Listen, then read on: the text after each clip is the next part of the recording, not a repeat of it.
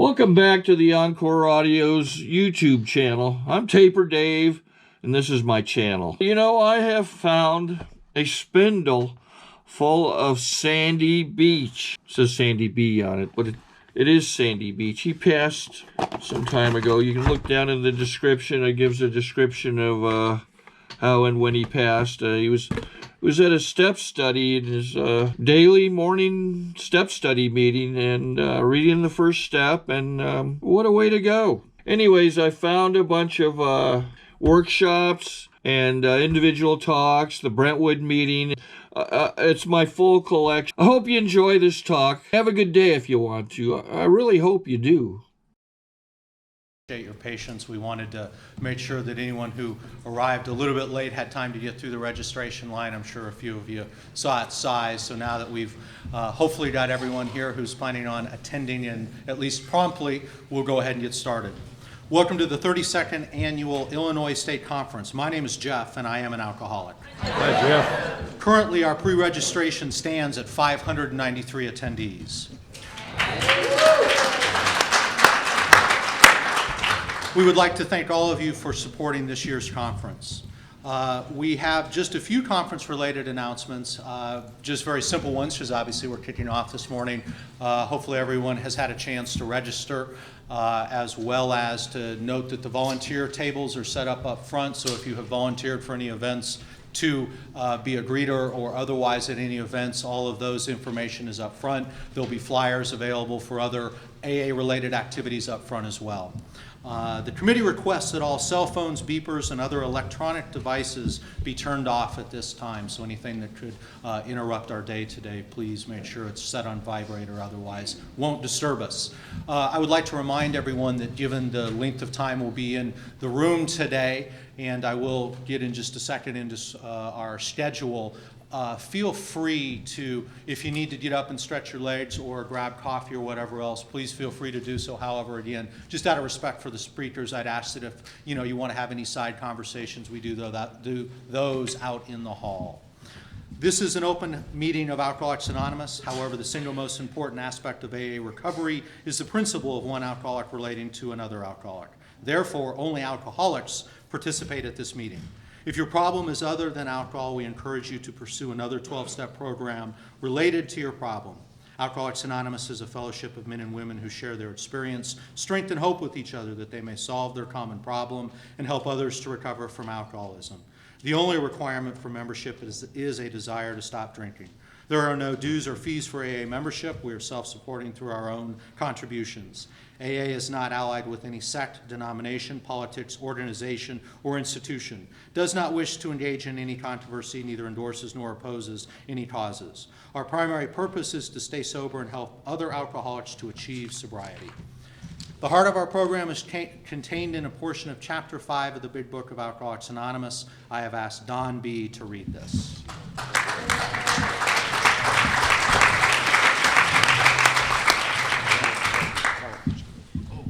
My name's Don Bennett, I'm an alcoholic. My home group is a Wednesday night beginners big book meeting in Midlothian. I've been sober since February 9th, 1981. For that, I'm extremely grateful. Jeff asked me to read chapter 5 in the back of the room, and I said, I get to read the whole thing? He said, sure.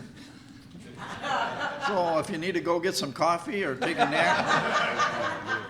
Chapter 5, how it works. Rarely have we seen a person fail who has thoroughly followed our path. Those who do not recover are people who cannot or will not completely give themselves to this simple program. Usually men and women who are constitutionally incapable of being honest with themselves. There are such unfortunates. They are not at fault. They seem to have been born that way. They are naturally incapable of grasping and developing a manner of living which demands rigorous honesty. Their chances are less than average. There are those, too, who suffer from grave emotional and mental disorders, but many of them do recover if they have the capacity to be honest. Our stories disclose in a general way what we used to be like, what happened, and what we are like now. If you have decided you want what we have and are willing to go to any lengths to get it, then you are ready to take certain steps. At some of these, we balked.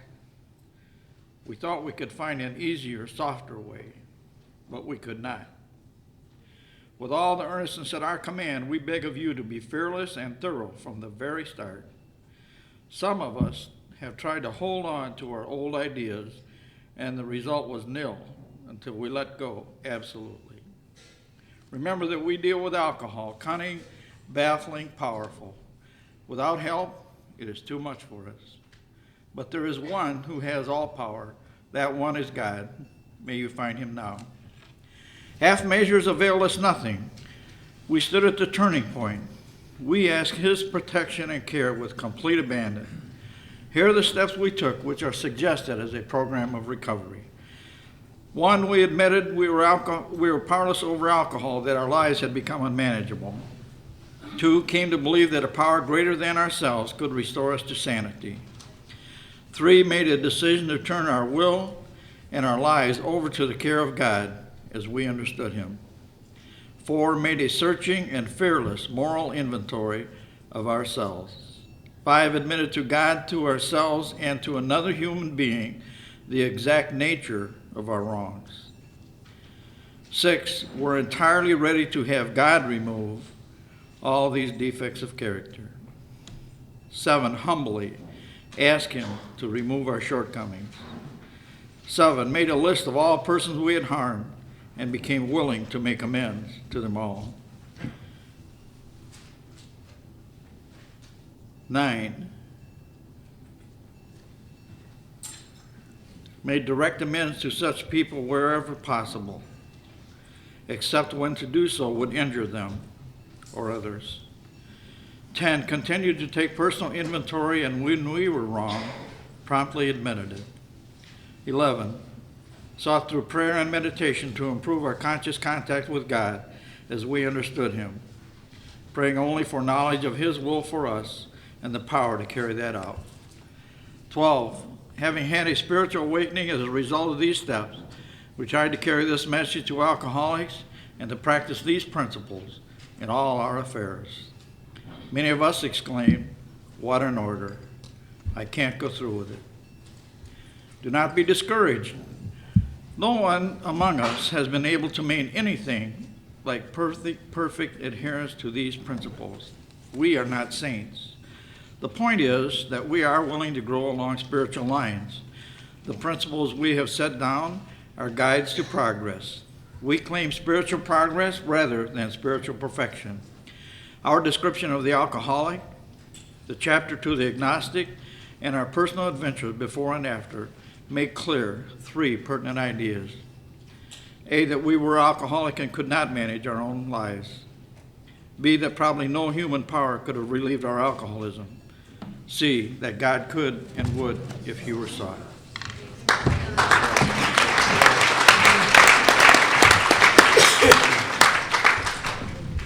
The 12 traditions are to the group conscience as the 12 steps are to the individual. Alex G. will read the 12 traditions.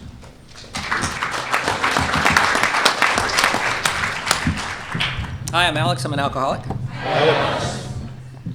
And these are the 12 traditions, short form. 1, our common welfare should come first. Personal recovery depends upon AA unity. 2, for our group purpose, there is but one ultimate authority, a loving God as he may express himself in our group conscience. Our leaders are but trusted servants. They do not govern. 3, the only requirement for AA membership is a desire to stop drinking. 4, each group should be autonomous except in matters affecting other groups or AA as a whole. 5, each group has but one primary purpose, to carry its message to the alcoholic who still suffers.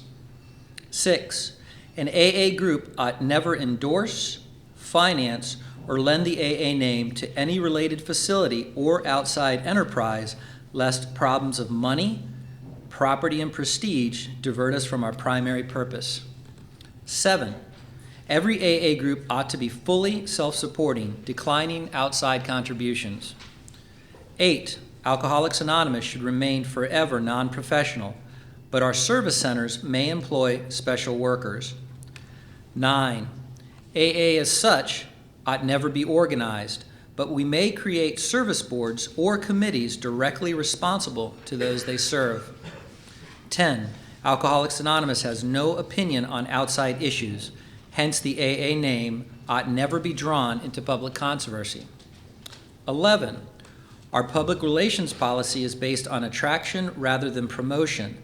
We need always maintain personal anonymity at the level of press, radio, and films. And 12. Anonymity is a spiritual foundation of all our traditions, ever reminding us to place principles before personalities.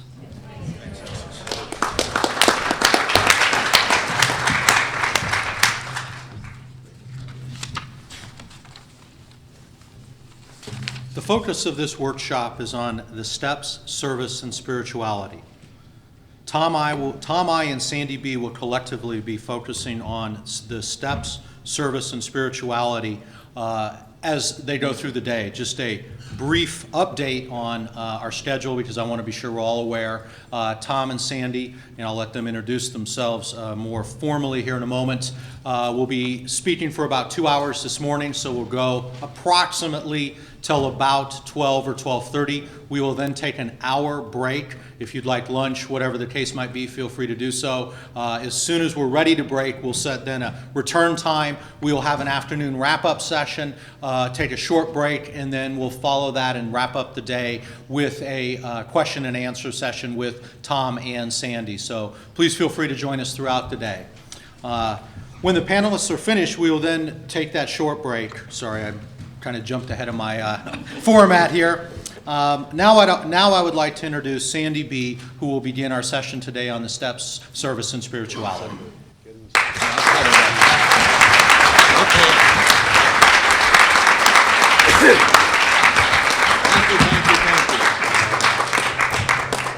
Good morning, everybody. My name's Sandy Beach, and I'm an alcoholic. How you all doing? Thank you very much for inviting me up here. I can't tell you how happy I am to be sharing this opportunity with my friend Tom. He's one man that I greatly respect in the fellowship, and I look up to him, and it's just always an honor to do anything together with Tom. We had breakfast this morning, and I told him yesterday that an idea occurred to me as a way of setting it up, and he agreed to let me do this. I think he liked it, I don't know. He's just so polite that... But anyway, I recall when I was in the Marine Corps, the last assignment that I had was with a team of very, very senior officers. I was a junior officer, headed by a major general, and there was 6 or 7 colonels and lieutenant colonels. And basically what this group did was to go to other service schools, foreign countries, and put on an 8-hour presentation about the entire Marine Corps in a hypothetical situation 5 years in the future. So it was a great, huge presentation, and it covered, you know, a war breaking out somewhere and how they would respond and how the planning is done, and then each one of the colonels would come up as a specialist in airplanes and ship-to-shore movement, supply, artillery, and it just went on with all of this armada of components that make up the Marine Corps. And then the general would get up and he would close the presentation after 8 hours by saying, what you saw today, all of this huge thing, serves one purpose. And then a slide would come on, and it would be the individual Marine infantryman with his rifle. And he would say, all of that is to make his job easier. In other words, all of that was aimed at where the real work is done, down with that one man engaging, in that case, the enemy. And we got thinking that Alcoholics Anonymous is organized like that we have this enormous structure of intergroups and volunteers and traditions and activities and conferences like this one. But the primary purpose of all of this is to support and increase as much as we can the basic AA unit, which is one alcoholic talking to another. So when you look at it, there's two things that are essential, and one is to have this entire structure so that AA can reach out as effectively as possible to as many suffering alcoholics as there are. That's the one side, and that has to function as efficiently and as well as possible, and that's what Tom is going to talk about. And the other part is when that one alcoholic reaches out to the next one with the AA message, what is being communicated? Is that being communicated in its purest form? Is that? And so we're going to share the burden here, and in the morning we're going to discuss like a history review of how did AA get organized. I mean, you know, when you go back, how do we end up with these various things that we have, including the service structures and the traditions and conferences and all of those activities. And then in the afternoon, Tom will go into where are we today? Have we evolved in some directions that might need some correcting, or what are some ideas, et cetera, et cetera. And then I'm going to do how did the AA message get started? Where did it come from? What's the history on that? Then in the afternoon, well, what is that message? What is this 12 step? What is the essence of the spiritual message? And do we need to redouble our efforts to make sure that it isn't getting confused out there today? So that sort of sets the stage. And so now Tom's our main man here, so he's going to start in on the whole thing with the structure and everything. Okay.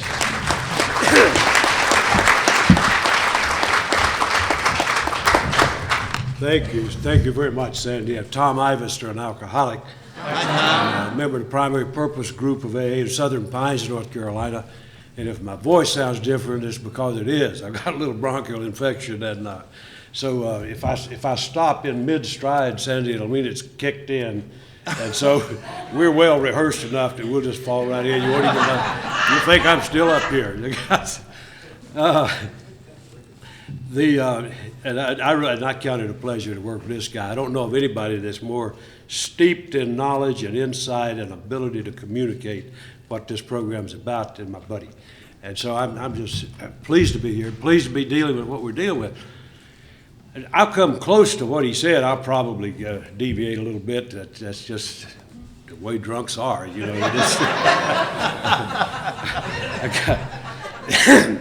I'm extremely well prepared. This is for show. That looks like a whole bunch of stuff. There is a lot of stuff in there, none of which has anything to do with what we're doing this morning. At least not much, anyway. And my material is compliments of the Palmer House. So, how I want to approach what Sandy was talking about, I guess they kind of look for one of the older dudes to talk about history. I'm working on my 49th year in the fellowship, and that. They always figure they want to get you on before you check out because they know you're not going to be here too long. And that's why they put us on Friday. They didn't think we'd last till Sunday.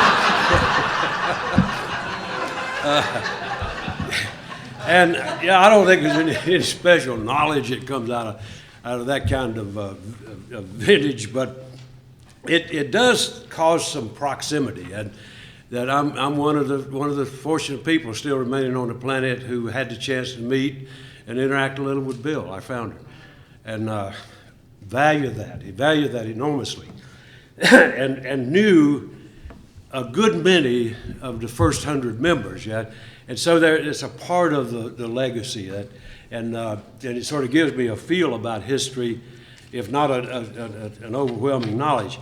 Now, how I want to, in all honesty, I'm not overly interested in the facts, the details of history.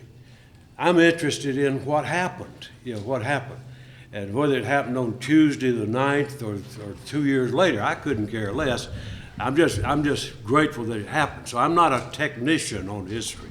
If you want to challenge me on any date, I probably won't mention any. I'll yield to whatever you think, because I won't try to defend it. So what's important to me is where we came from. And I want to look at history from the standpoint of the developmental consideration of history.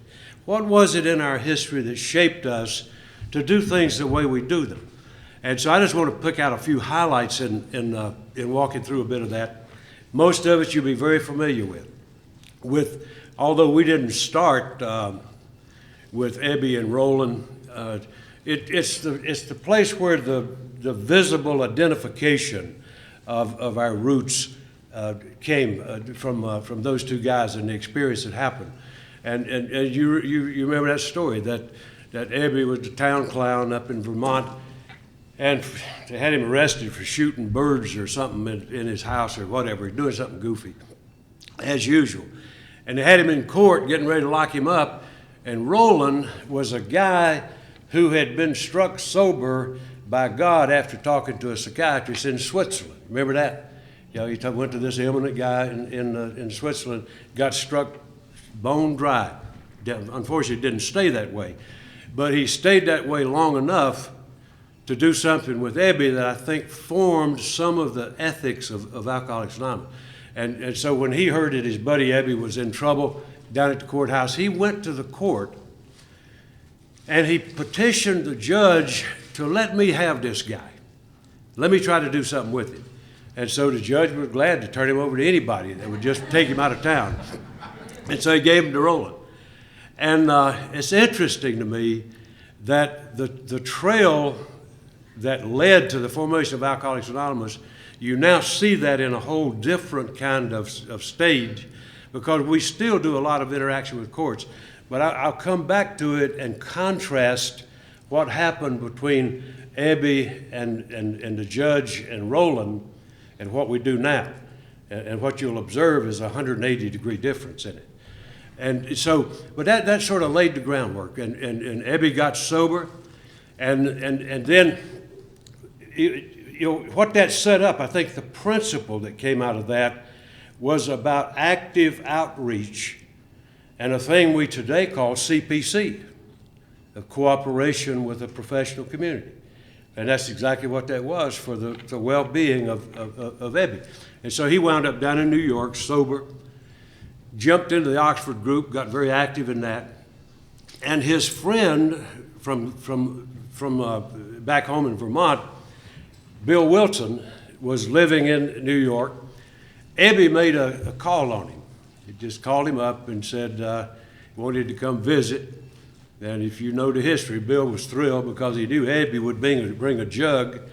And to his dismay, Ebby came in sober and acting weird. And Bill asked him what was wrong, and he said, "I got religion." Well, his thoughts of a drunken orgy were gone, and so he's sitting there with this fellow with the gleaming eyes. And well, if you ever saw Ebby, I had the chance to meet him. Gleaming eyes is not the way to describe Ebby. He looked like death warmed over, I swear to God. That's an ugly boy. But anyway, he's working on Bill, and he told Bill he got religion, and Bill got a little intrigued by it. Then he wound up stumbling in and out of the Oxford groups for a while, getting on, trying to savor that kind of religious nectar. But something happened when he met with Ebby, because he met a guy who was like him, who didn't seem to be like him anymore. And that made an indelible impression on him, that there really was a way out of this thing. So he fumbled with it. And he didn't have much success. He was just drunk on the installment plan. And so he finally wound up on what turned out to be, I'll skip over a bunch of them, what turned out to be his last trip to Towns Hospital. And And I want to underline the name William Silkworth. William Silkworth. Because for my money, William Silkworth could be named one of the third founders of this program, that his role was so important. And what happened to Bill, and I think everybody in AA is familiar with his experience, where he's gone through this thing, and he finally got to that point of utter desperation and cried out, God, if there is a God, show yourself to me. And he had that well-known hot flash, that great white light, where he had that transforming experience, and he was to never be the same man again. And he went through that change, and for some reason, and Sandy mentioned this earlier with he and I, he came out of that not only with restoration with his own problem, but with a zeal to help other alcoholics. And the reason I say that we ought to underline Silkworth was that what happened to Bill, I don't know, I've had things like that, seem like that, happen to me from drinking too much wine. And I just get really wild, crazy, and at no time, most of the time, put a net on me and lock me up somewhere. But with Bill, we were blessed with having a guy who had the insight and wisdom to say, hey, Bill, I don't know what happened, man, but you better keep it because it sure beats what you had. That was wonderful counsel into a region that we hadn't gone. And he was able to steady Bill and say, hang with it, hang with it. What a great example of CPC, eh? What a great example for a guy to have enough insight to steady the guy and say, hang on, buddy, hang on. And then later, it was brave enough when it was totally unheard of to let a patient that's just barely sober come back into the hospital and carry a message. Well, we didn't have a message in, but to carry his experience to other patients. Wonderful thing. Now, when you look at the history, you see the powerful role that our friends outside had. Thank God for them. Because if it hadn't been, I doubt if we'd probably gone to the moon. But we had people, blessed with people, who held us steady while we kind of got things going. And so that beginning, and Bill had a real good experience with chasing drunks. Now, I'll just mention one thing about the lady that was to be formidable in Al-Anon. It's amazing how people are helpful to us more than they may realize. But if you remember when Bill was going through all this stuff and he had nothing but disappointment, failure, nobody staying sober, had somebody trying to commit suicide in the house, all this kind of stuff, just the typical mayhem of dealing with drunks. And he said to his wife one day, with total discouragement, this thing isn't working. Nobody is catching on. Nobody's getting straight. And Lois, Bill's wife, said something profoundly important. She said, yeah, Bill, you are. You are. And that set a principle that there's no such thing as an unsuccessful 12-step call. There's no such thing as an unsuccessful attempt to reach out to somebody else, because it's the reaching out to people that gives us what we need, that strengthens us. And so results are not what make that, it's effort. So that notion that we try to carry the message, and if we do it sincerely, we can't miss. And so Bill got through that period, and then he started to get his little bit of business back together. He was a sort of unsuccessful stockbroker with a lot of imagination. And he got a business opportunity, and he made that trip to not too far from here, to Akron, Ohio. And I think even in its heyday, Akron was a kind of a sad place, even when it was bustling. Man, it's really sad now. It's filled with empty buildings from where tire factories used to be. Bill went there, and he went on this venture, and he had this scheme of some way he was going to sell a bunch of stuff. And as sometimes happened, nothing worked out. Nothing worked out. And so here he is in a strange town, and he's run his course. You ever been there? where you've just run your course and you can't think of any other angle to shoot. And that's where Bill was. And God knows I've been there many times. And I tell you this, I had an opportunity. I didn't have an opportunity. I made an opportunity. I was in Akron a while back, a few years back. And every time I go up there, I get somebody to take me on the historic tour. And it's just a marvelous experience to go back and revisit those places and just touch base with where we came from. And I always treasure that. I had never gone into the Mayflower hotel. And I'd always wanted to, but it had been converted from a hotel into some kind of a sheltered environment for a special population. I'm not sure who. And you know, you got to respect their privacy. And so I never had gone in, but I was walking around one day with an enterprising drunk, and he said, "Would you like to go into Mayflower?" I said, "Yeah, but you can't do that." He said, "Watch this." And my kind of drunk. So he just waited until somebody came out, grabbed the door, said, "Come on." So we're in. Then we walk in the hotel, and we're on what they call the lobby, but it's really the mezzanine. It's that second landing. And so I went up there with the guy, and you know how sometimes there's things that you just want to be private, that you don't want to talk about it, you just want to experience it and savor the experience. And without planning, you know, I found myself standing there, and there's something about a bar. I don't care, you can make the Sistine Chapel out of it, it still looks like a bar. I mean, you don't have anybody has to tell you. You walk in there and say, "Man, this was a bar." And you just know it. It's that intuitive knowledge of the alcoholic. So I went in, and I knew that was the bar. And I was casing it, you know, looking over and I see over there where the phone was and is. And I'm sitting there, and that, you know, virtual reality is what you call it now. But I was sitting there kind of playing through my own mind. Now, I didn't have to use any imagination because I've been to that point where I was down to my last shekel and totally out of plans and no earthly idea what to do.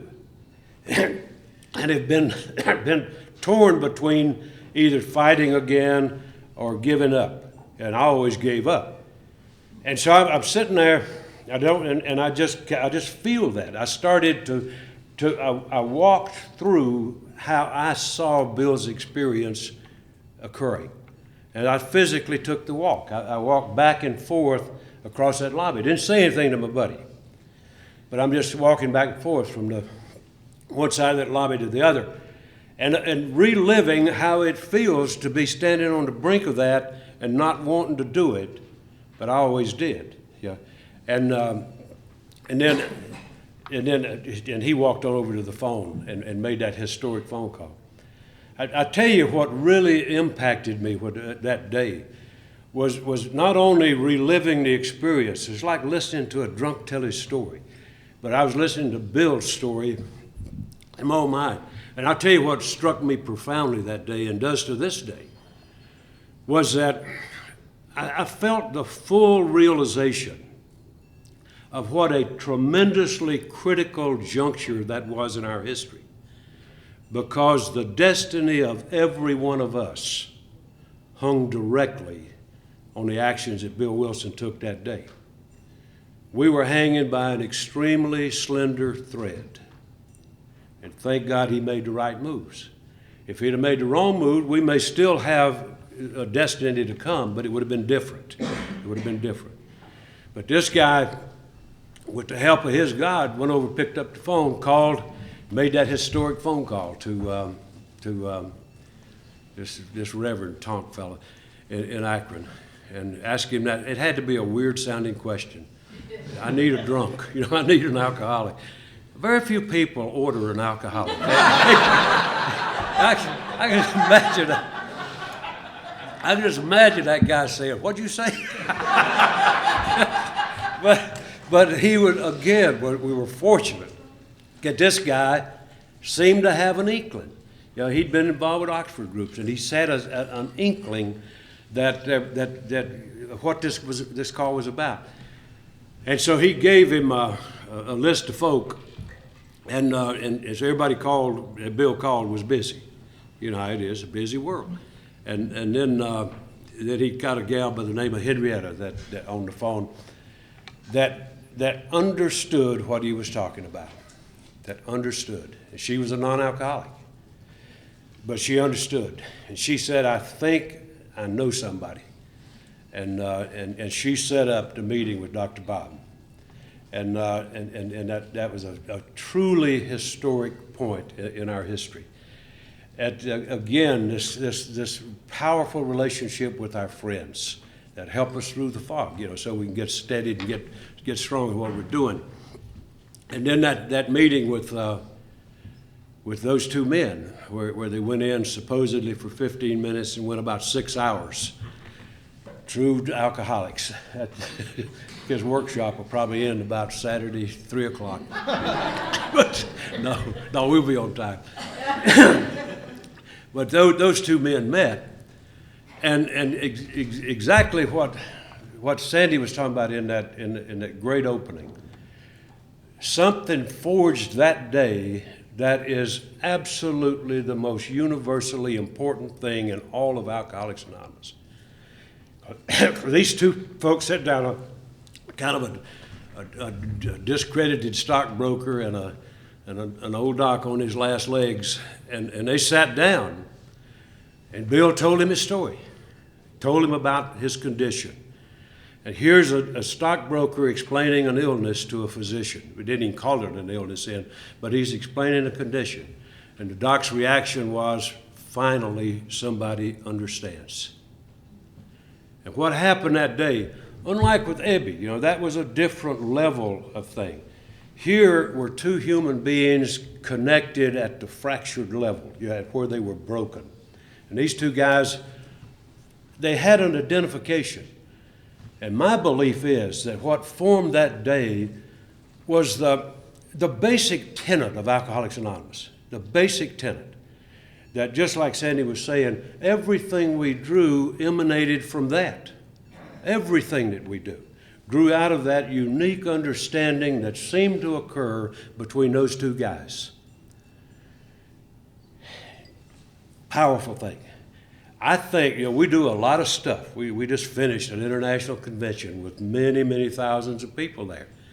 But I think the most noble thing that we do, the greatest we ever are, is when one alcoholic sincerely opens up and shares with another. That's the most powerful thing. And so everything else sort of emanates out of that. And that form, that principle was formed that day in Alcoholics Anonymous. I tell you, I'll just throw this, and we may come back to it later, but I really believe that there's enormous influence that does and should come out of what happened with Bill and Bob. When you start thinking about, and I won't elaborate on here, but just maybe tease you a little bit with it. When you start thinking about things that are troubling to you in Alcoholics Anonymous, things that you worry about and wish were done differently, the basic measure of where it is in regard to that basic tenet. It either is congruent with that or it's moving away. And if it's moving away, it's moving into thin ice. And so I think it's fundamentally important, that piece of our history, defining who we are and putting a limit on how grandiose we get in our notions of who we are. That's a tremendously important thing that happened that day. Then I've got North Carolina time. You know what? I don't have a clue what time it is. Is it 11? It's an hour earlier. Huh? It's an hour earlier than normal. I appreciate that, Julia. One reason I'm in this shape today, I turned myself over to Julia and Phil yesterday and said, have your way with me. And they did. Man, we were in prison. Well, anyway. I was ready for bed last night. I'll put it that way.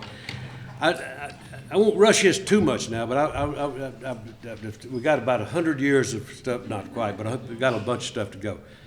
But I think you can sort of see where we're trying to get with this thing, is what is it that forms us as we are? And then when we take a look at where we are today, are we where we say we want to be? is the whole thrust of this thing. And so, with what happened with those guys, they hung together, and then they found a third guy. And so the whole concept of each one reach one was born, and they started to move on. And they captured that drunk lawyer and brought him to submission, and then on and on. And there was a little gal in Akron and Cleveland who was, for me, somebody wrote a book about her a while back, called it Sister Ignatia, Angel of Alcoholics Anonymous. If you haven't seen that book, it is a wonderful read. And I think it gave me an appreciation of the tremendous value of her role in the forming just the basic operational procedures that we do in AA. And her work with Dr. Bob and starting to get people into pay. Bob gets all the credit, but Sister Ignatia did all the work. She almost got defrocked by the Catholic Church because she was, well, that was a whole story by itself. Read the book. It's a great read. And but what a tremendous gal she is, or was, a great gal. And what a super contribution that gal lives on. I spoke at the Sister Ignatia banquet about a year or so ago down in Cleveland. She lives on in this program. And so tremendous, tremendous role.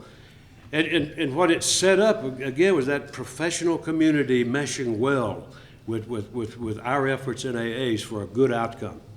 I'll tell you one thing, it's funny how a legacy lives on. I have the opportunity to travel extensively all around the country.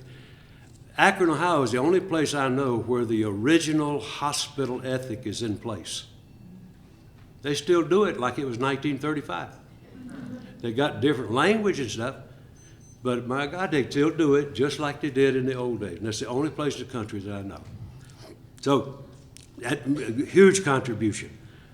A fellow by the name of Clarence Snyder emerged in that early influx of AAs. And Clarence Snyder was a guy, he had a little different drum beat, but he did some signal work in Alcoholics Anonymous that had profound impact. I think he was a guy that perfected the art of the 12-step call. And for my money, he influenced the development of sponsorship as well as anybody I know.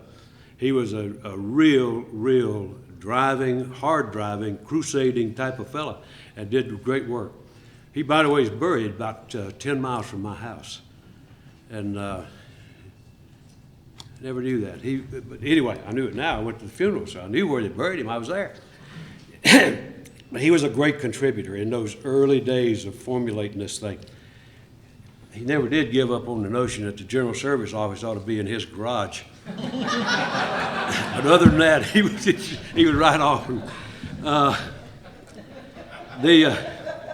We started to get a little bit of growth. Now, it doesn't take much growth for alcoholics to get grandiose. Can you imagine? There are more people. When we formed the notion of a worldwide movement, there are 3 times as many people in this room as there were in all of Alcoholics Anonymous. And these guys are taking on a worldwide movement. Can you imagine? Can you imagine if somebody said, "I make a motion that we invade China," or something? I mean, that sounds goofy now, but that's about what they were doing. These guys just had that crazy vision of doing something, and they were an interesting crowd. With all of that overwhelming success, they must have had 40, 50 members. They said, "We need to write a book to tell the world about this thing so everybody will know to jump on the bandwagon." And so they wrote the book, like they killed each other doing it, but they wrote the book. Bill held the pen and they held his feet, and so they wrestled it together and produced the book out of that crowd. It's always struck me as just so typically alcoholic that you take off on this barnstorming deal, and they're barely out of the starting blocks, and here they go. Thank God for it. If it had been me, we'd probably had it in my backyard. But great deal. A thing that happened, and it's in line with that sort of grandiosity that was emerging in, was, folks always think you got to throw money at it to make it work right. that you got to have some money. I'm not one of them. I believe when it comes to this kind of work, when you put money in it, you suck the heart right out of it, is what happened.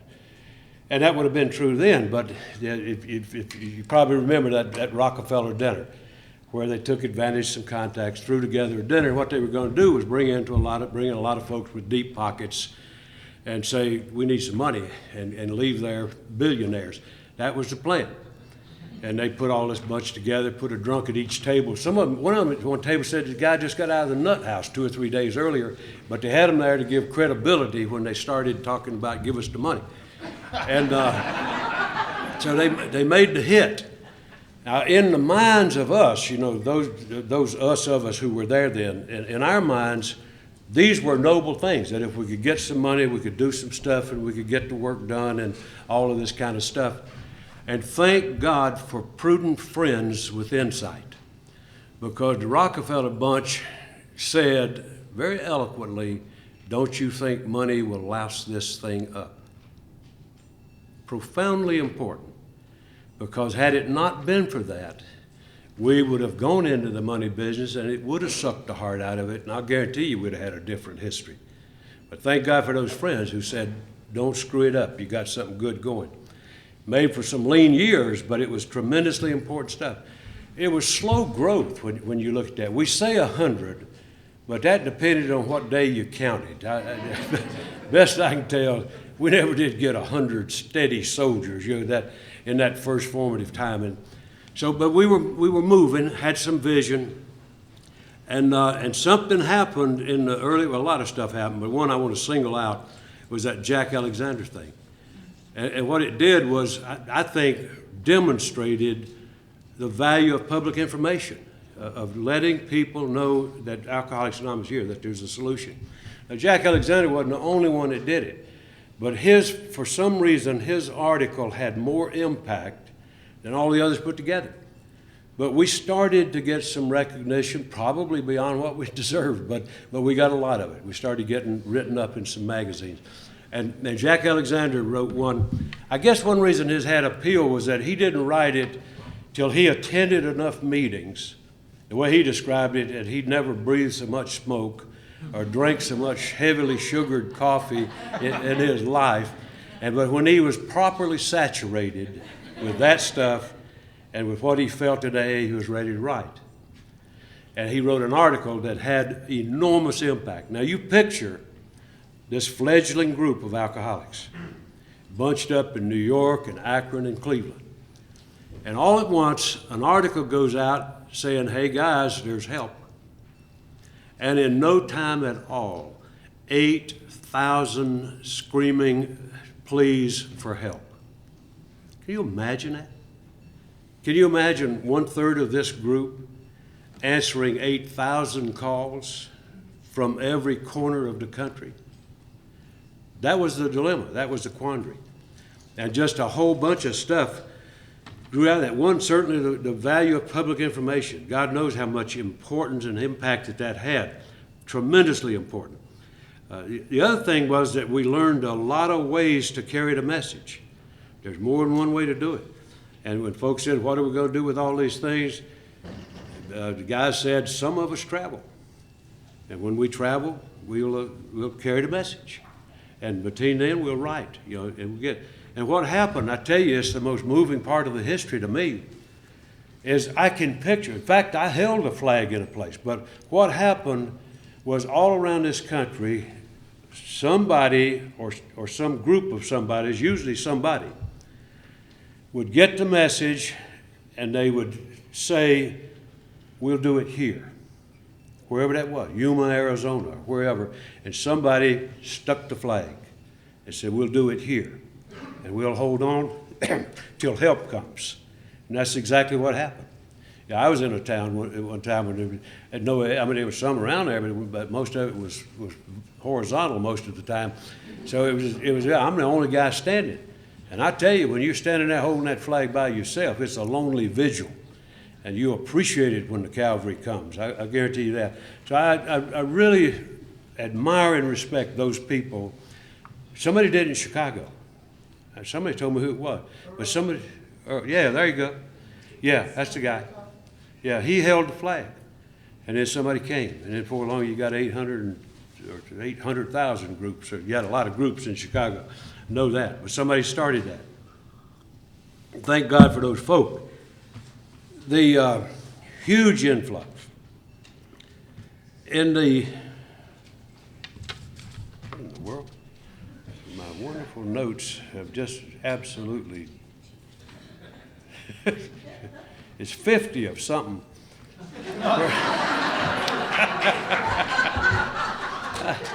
Oh, that's the date, for God's sakes. That 50 was the date of our first international. And we bunched up in Cleveland. It bunched up in Cleveland. It brought in, back then it was essentially a business thing. We brought in delegates from around the country.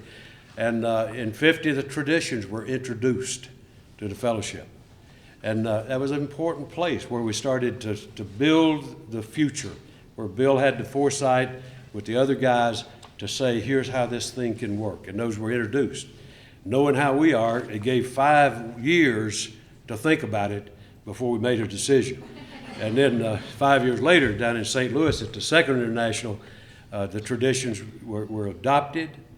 And very importantly, the fellowship was turned over to its members. There was no longer any sugar daddy taking care of business. And Bill became a member.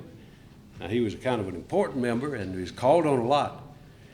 But the dynamics were put in place for us to become a fellowship that's grassroots driven. And something I hope we'll visit a little bit more, but the deal is it's in our hands. And there's no longer any kind of a central leadership point. And the leadership will come from us all around the country. Very important place in our history where we had to take that thing and become responsible all across the board. The thing I think I want to wrap up around this is in talking about. I want to put just a general characterization. You know, that part was sort of talking about how the fellowship developed. You know, how we grew as a fellowship. During that time, one of the significant things about that segment of our history, up until, well, I came in 57, and certainly when I came in, it was still very much the case. Up, say 60s or somewhere like that. I promise you about dates, I don't have a clue.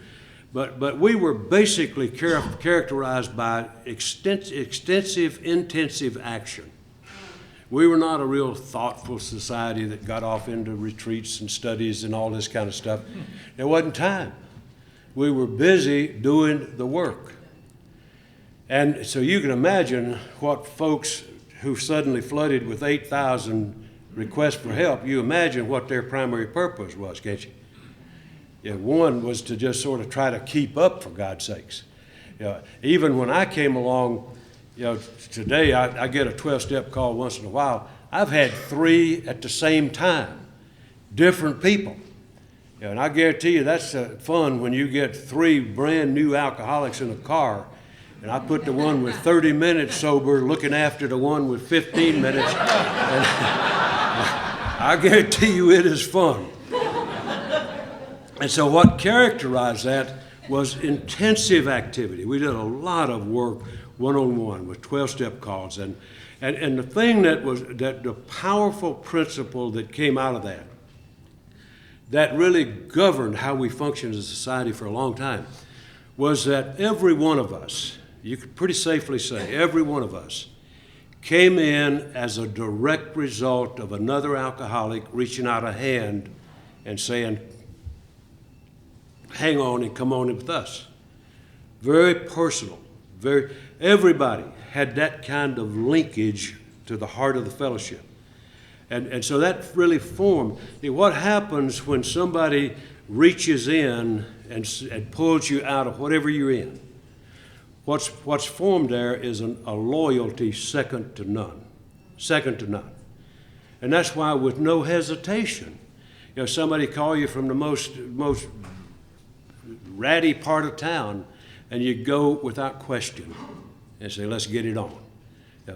And so that was a very important principle, a very important ethic that developed in Alcoholics Anonymous at that time. It drove the service apparatus, It drove the service apparatus because that feeling of intense personal level connection was there.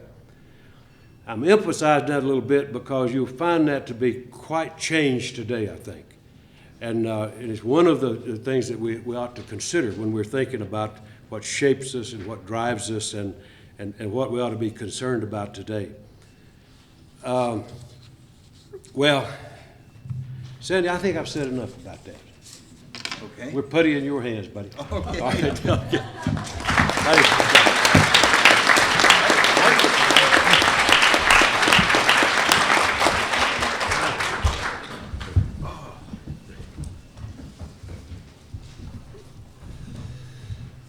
Boy, I could have sat there for another hour, Tom. That was just great.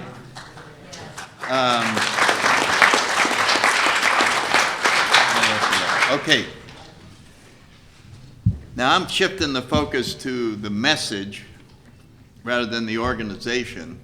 And so I just going back in my mind, for some unknown reason, I thought about the Washingtonian Society, which existed in the 1840s and got up to 300,000 or 400,000 people sober, and then disappeared off the planet inside of a decade. And when you look at that, there's obviously the normal reason for its attrition was that it got involved in outside issues. That got political, it got involved in outside issues, which sometimes implies that had it not gotten involved in outside issues, it would still be going. But I seriously doubt that because, number one, it had no spiritual dimension. There was no higher power. We were staying sober, or people staying sober then on their own power. And number two, it had no message. There was no message. The message was, hey, I just signed a pledge yesterday, and look at me.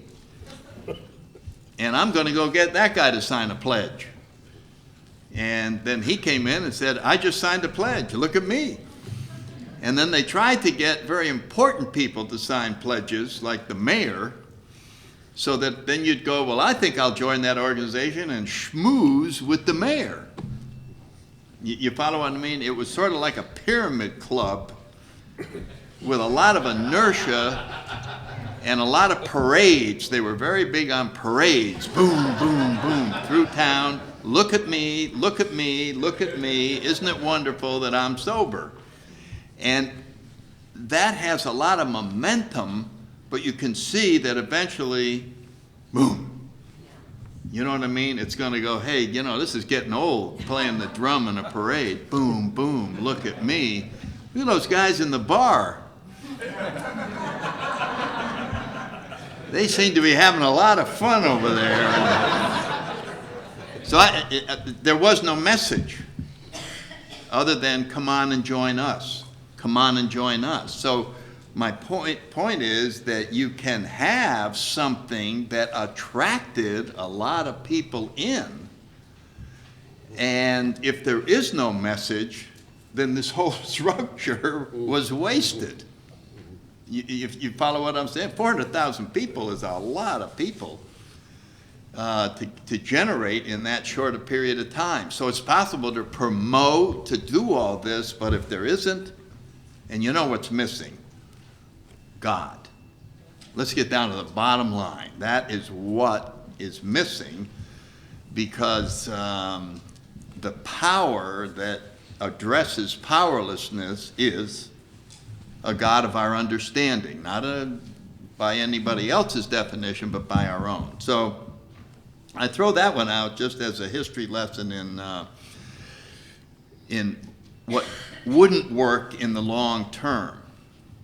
Now, I suppose our message, the one that we have today, clearly started with the Oxford group when Frank Buckman, a Lutheran minister, decided that the hierarchy of church organization had sort of messed up the basic spiritual message that was handed down by a great teacher a couple thousand years ago. And that if we could just eliminate all the middlemen and just have a do-it-yourself kind of a deal, where you take these principles and you just meet in your own house. You know, maybe 10 of us, we could just meet there and talk about our lives and how difficult it is to maintain your serenity and peace in this society that we're living in. And then we could all share and we could pray together, and we could probably get a lot more done than going through all the formal things of attending church itself. So that caught on. He is probably the smartest man in AA. That idea of do-it-yourself, we'll meet together. And it spread. Now, it was promoted. It was really hyped up. They, again, liked celebrities, and they liked a lot of hoopla, newspaper, etc. As a matter of fact, that's how it got to Akron. It was a man named Jim Newton was working for Thomas Edison in Florida when Harvey Firestone came out. You know, the Edisons and all the celebrity, they hang out together. And Firestone said, you know, I'm looking for a special assistant, somebody who could just kind of manage a lot of things for me in Akron. And Edison said, I got just the guy. I have a guy, Jim Newton, who is a real estate guy, but he's been doing a lot of good work for me. You ought to take him out there. Well, Newton had joined the Oxford group and was very interested in it. He himself was not an alcoholic, but he saw alcoholics getting sober in this Oxford movement. And so when he went to Akron, lo and behold, one of Firestone's sons is a raging alcoholic. And Jim said to him, he said, why don't I take him with me? I'm going to an Oxford convention somewhere, and he could see it, and maybe it would help him. And it did help him, and so Harvey Firestone said, it's time for the Oxford movement to come to Akron. And that's when they went to Walter Tunks, the minister that Tom was talking about. And when the Oxford movement came to Akron, it was like the President of the United States is coming. I mean, all the hotels were booked. Harvey Firestone is supporting this, and Reverend Tunks, and was in his church, and the newspapers, and hoop-de-de-doop. And a couple of people saw that. Henrietta Seiberling was one of them, and Ann Smith was another one. Hey, let's go to this. And Bob, you're coming too.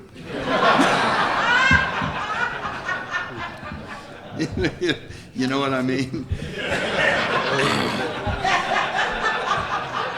And so that's how that got started in Akron, so that they were having these meetings in the Williams home. And so they were passing on a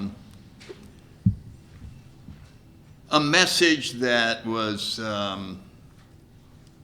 not clearly codified. They had 6 principles. And I'm sure, I've never studied the history of the Oxford movement, but I have a hunch that if you went and looked from city to city around the country, it was the same and it was different. Anybody ever have that feeling in AA? I mean, if you get sober in Chicago for 10 years and then you move to Tampa, your first thing you're going to say is, they're doing it wrong down here. Because they're clearly doing it different, you know. I know when I moved to Tampa, I went, what? Who in the world came up with a meeting starting time of 8:15?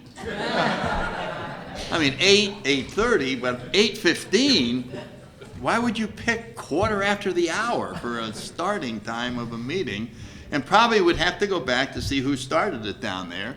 And maybe his job didn't get out until this time, and 8:15 was the earliest he could get it going, and we're still doing it. And so there were the differences, and when they look back on coming into an Oxford group meeting, and this was the alcoholics as well as non-alcoholics, because it was mostly non-alcoholics, the husbands and wives came together. They were all met in a living room, and here's a new couple. We'd like for them to hear what the rest of us think, and so we'd go around the room and we'd go, well, I came here about a year ago, and my life was going pretty good, but now, as a result of the efforts that we make to get closer to our God, I just feel entirely different. It's really wonderful. Do you think you all would like to join us in this search to get closer to our higher power? Yes, we would. Well, good. These three guys are going to take Harry upstairs. And whoop, up they go. And then they got right to the point. We didn't mess around long. They just looked right at him and they went, Harry, we're glad to have you. Do you believe in God? Harry, do you believe in God? Do you believe in God? Do you believe in God? And, it's like, what are you going to say?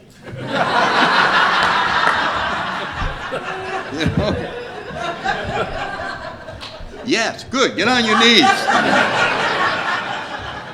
And they pray and pray and pray. Oh, yes. And there'd be a wonderful feeling, a sense that this was all about God, and we'd go back down. And there's many ways you could do that. You can pat somebody on the head, or, Now, did we do that today? We hug each other.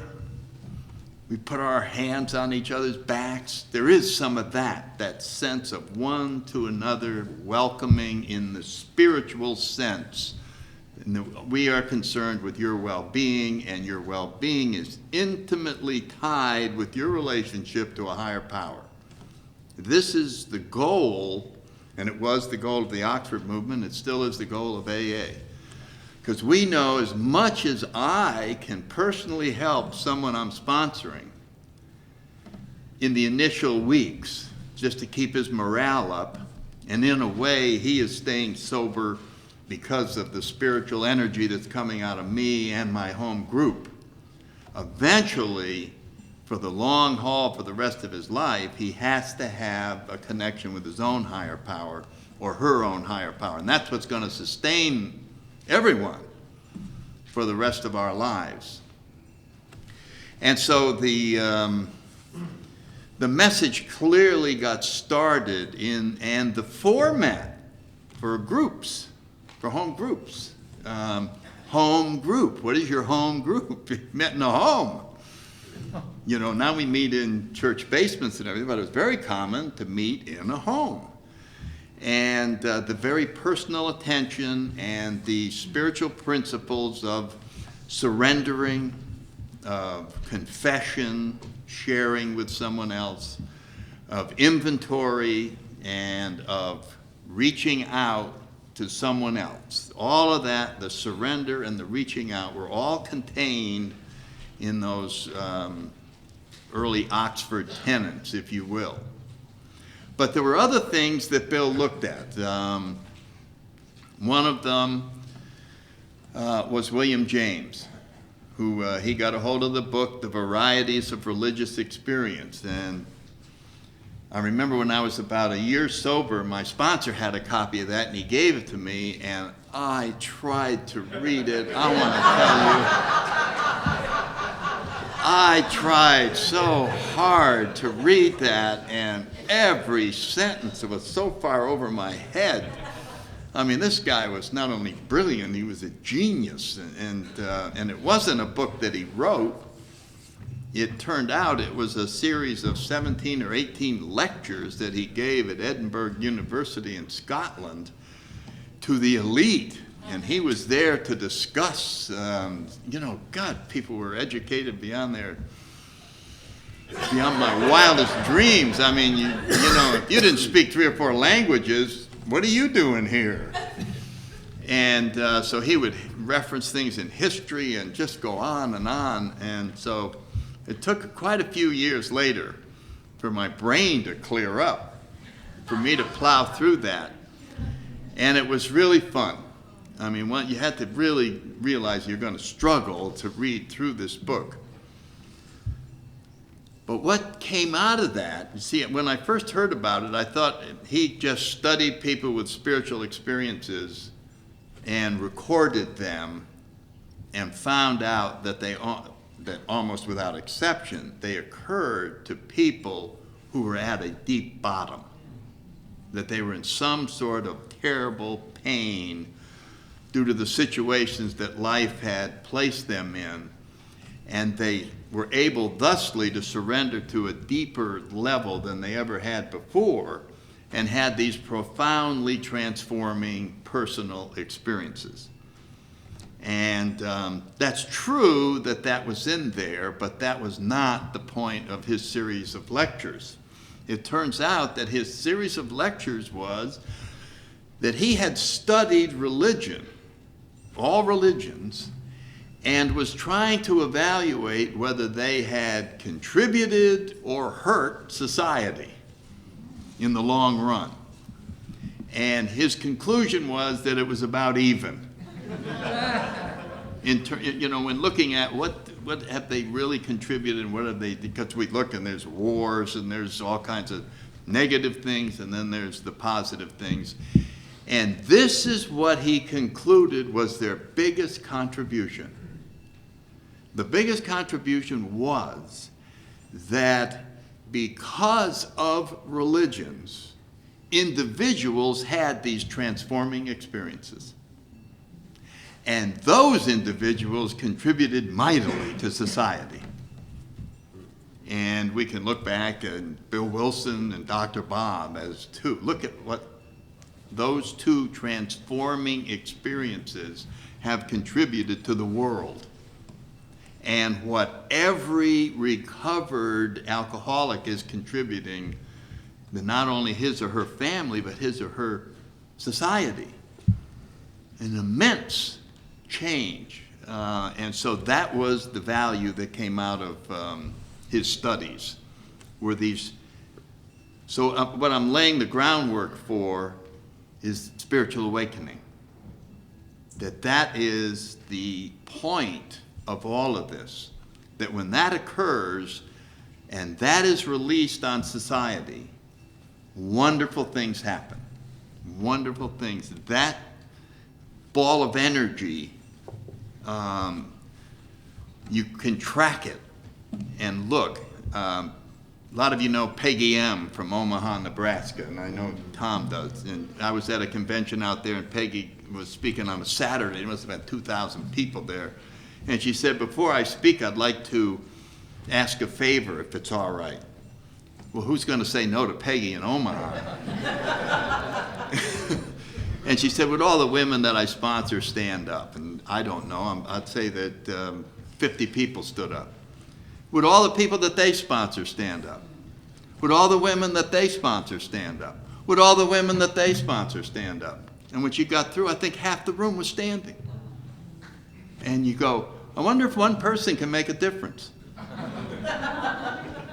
One ball of spiritual energy released into the women of Omaha. There it is. So we see that William James' observation was very acute, that the contribution that are made by religions was the transforming experience in individuals.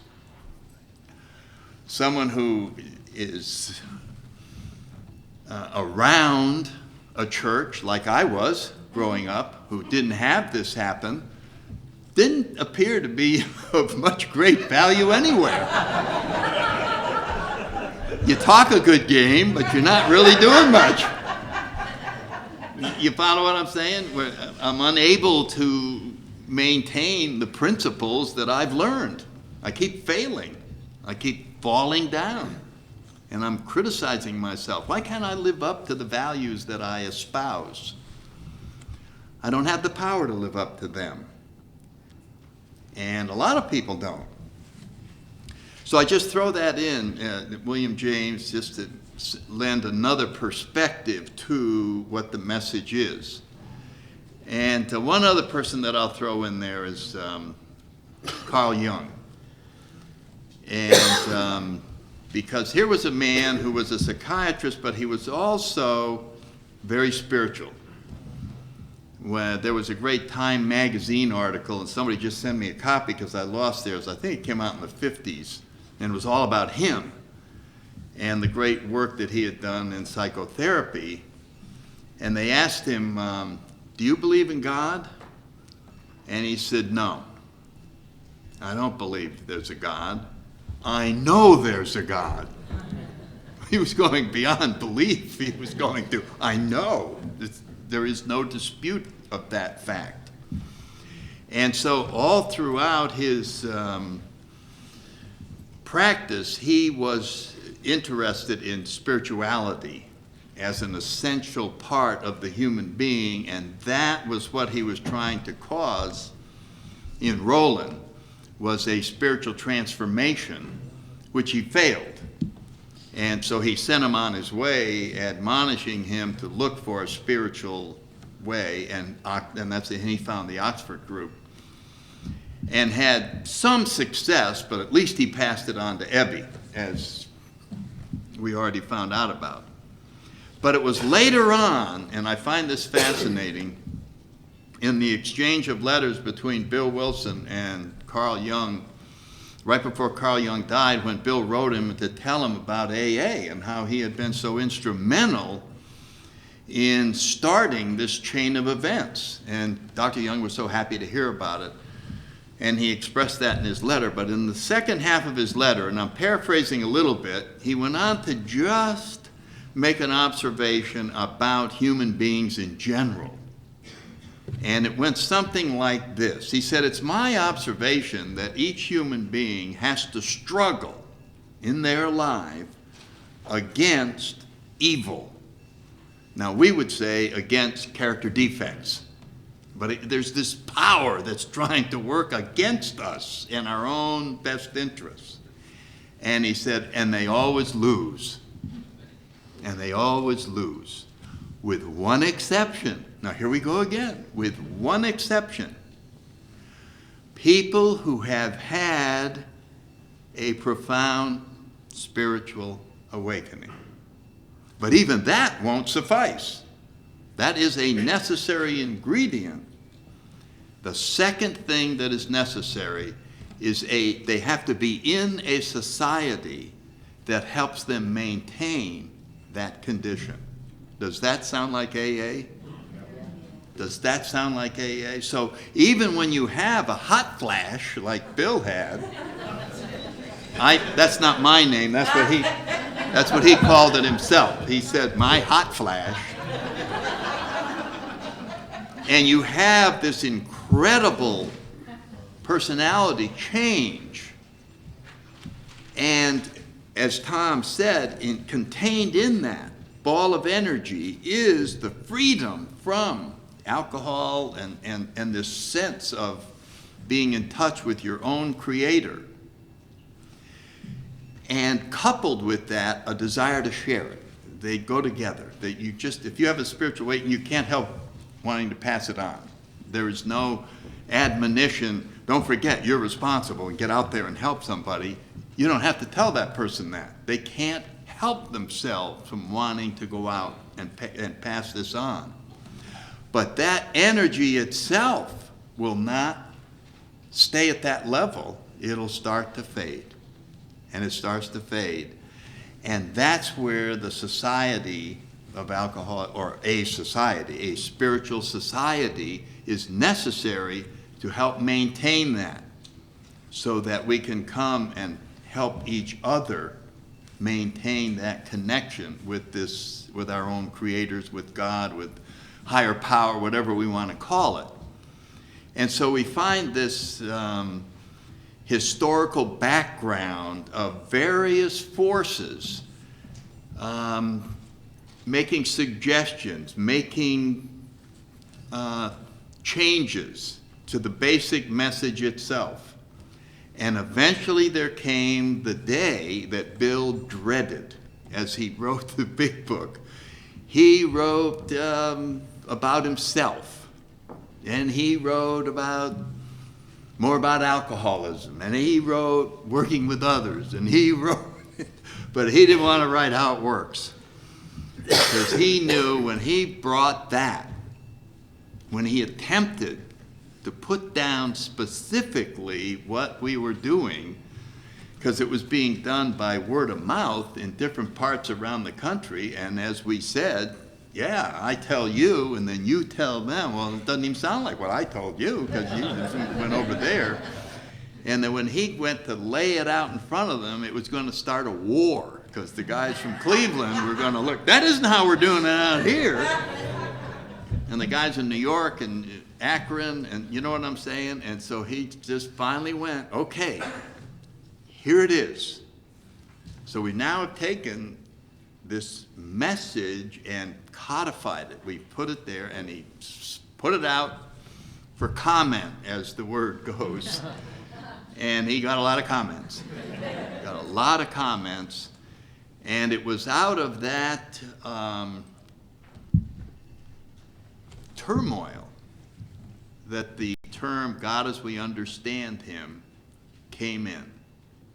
Up till then, the God that they were speaking about in the Oxford movement was Jesus. There was nobody was pulling any punches, and Clarence maintained that to the day he died. Drove everybody crazy. We all know who the higher power is. Jesus. And of course, this half of the room got up and left. The other half of the room, see, I told you so. So it was very divisive. And here it came. Because of this fight, God as you understand him. Now nobody can fight. How can you fight against whatever you say goes? And it became a wonderful, important part of Alcoholics Anonymous. It is why the door to AA is wide open to anyone, including an atheist, an agnostic, Islam, Christianity, Buddhism, Jewish people. I mean, the whole world is encompassed in that statement. And that was a wonderful blessing that our message got transformed to that degree in its formation. So out of this, and then this afternoon I'm going to talk more about what I think this is, but out of this came a message of spirituality as opposed to religion.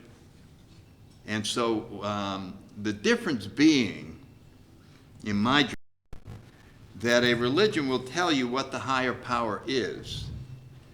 And after explaining the attributes of this power, of this God, whatever you want to call it, then says to you, aren't you attracted to this? Isn't this something you'd be interested in? Here is this power, performed these miracles. It's been around for 5,000 years, 2,000 years. Don't you see that this would be something wonderful to believe in? And then if you like it, then you say, yes, I like that, and I'm going to join in on that. But what about a spiritual organization? We clearly have a different message because we don't start with that. We don't start with, hey, here's how we're going to have you join. We're going to tell you all about this higher power. We don't have that. So how do we ever get anybody to join? What do we tell them? What is the big deal? Well, you see, we don't serve the general public. We'd have a hard time selling AA to the general public. Hey, you, just walking by the street with no particular problems. Wouldn't you like to come in here and work 12 hard steps? And then go out and help alcoholics all over the place. Wouldn't you like to do that? No, I'm going to see the Los Angeles Dodgers play this afternoon, and I don't think I'd be interested. So we wouldn't be able to get anybody. So why do we get people? Well, we start with people who are in trouble. That's what we have. We have people who have been driven to us by a very bad disease, who are desperate. And it is just as William James said, the awakening is coupled with the sense of disaster. And so the way I see that we reach people is by pointing at their situation and not the solution. And Dr. Silkworth was one of the people that told Bill to do this. Bill was running around trying to sober up people by telling them about his hot bladder. Hey guys, you don't have to stay here in the bar drinking. I just had this wonderful experience where I was on a mountaintop and I saw white lights and the wind was blowing and God said, "Hi, Bill." And they would say things like, "That happens to me when I drink rum, and I don't see any reason to do that." So on and on and on. He said, what you ought to focus on is the hopelessness of the disease. The hopelessness of the disease. And it basically works like this, that you come in, and my sponsor did it beautifully. I came in out of desperation, in the nut ward, straitjacket, the whole 9 yards, but once I got feeling a little better, I reclassified all that trouble in my head as a minor inconvenience. And so I was in AA in order to save my job. And he would take me around, and I'm listening to people, and then finally he said, "Look, Sandy, you and I have known each other for a few months now. Why don't you level with me what it feels like to be inside of you? Have you ever done that?" And I went, "No." "Go ahead." And I did. I almost started crying. I said, "It's awful being inside of me. It's terrible in here. This is what has happened. I have to drink. I'm afraid of this." And I had seizures and convulsions and straitjackets and people making fun of me, and they're losing my career, and my kids hate me, my wife hates me, my family hates me. It's just awful. And he said, "Well, if you keep drinking, it's really going to get bad."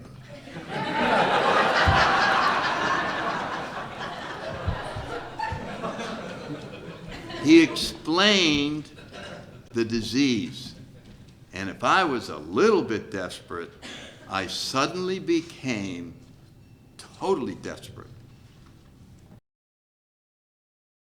to a spiritual message.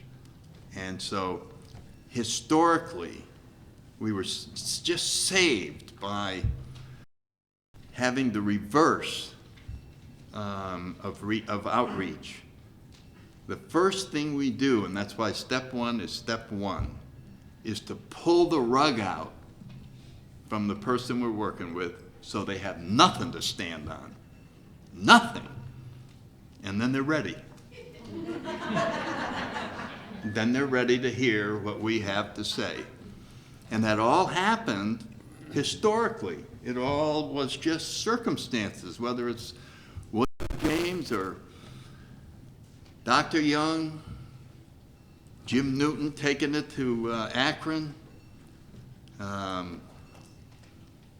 the Oxford group itself, the failure of the Washingtonians. It seems as if all of these components were whirling around and crystallized in some magic fashion in 1939 and were laid out so that it says, this is precisely how we have recovered. I love those words.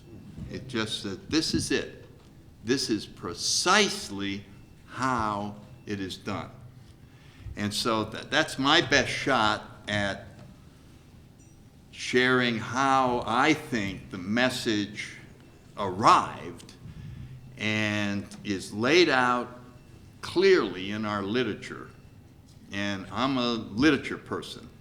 I really believe that once you get a message, and it has been laid out, that all we have to do is keep passing the same message from one drunk to another, and we will get the same results. What is the result? This is the last point I want to make. The point of all of this is a spiritual awakening. That is the point of the whole thing. And what we're passing on is how to have a spiritual awakening.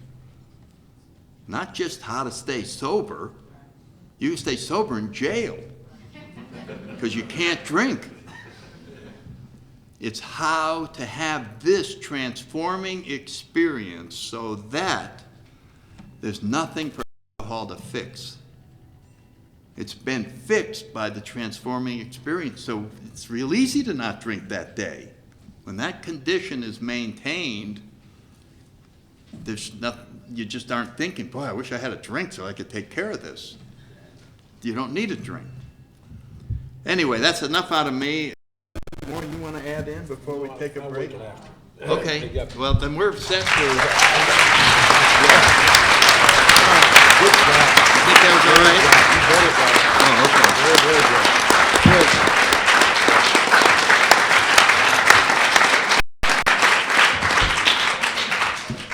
Then we'll eat. I would like to certainly say thank you to our two speakers. If you have found this part of our format in our presentation today in the workshop intriguing, I would certainly like to encourage you to join us for the second half. They have indicated to me in our talks before today's events that the talk we've just received is only the, if you will, plowing the field for the hopefully the seeds they will plant for us later. So I'd like to all encourage you to come back. Thank our speakers.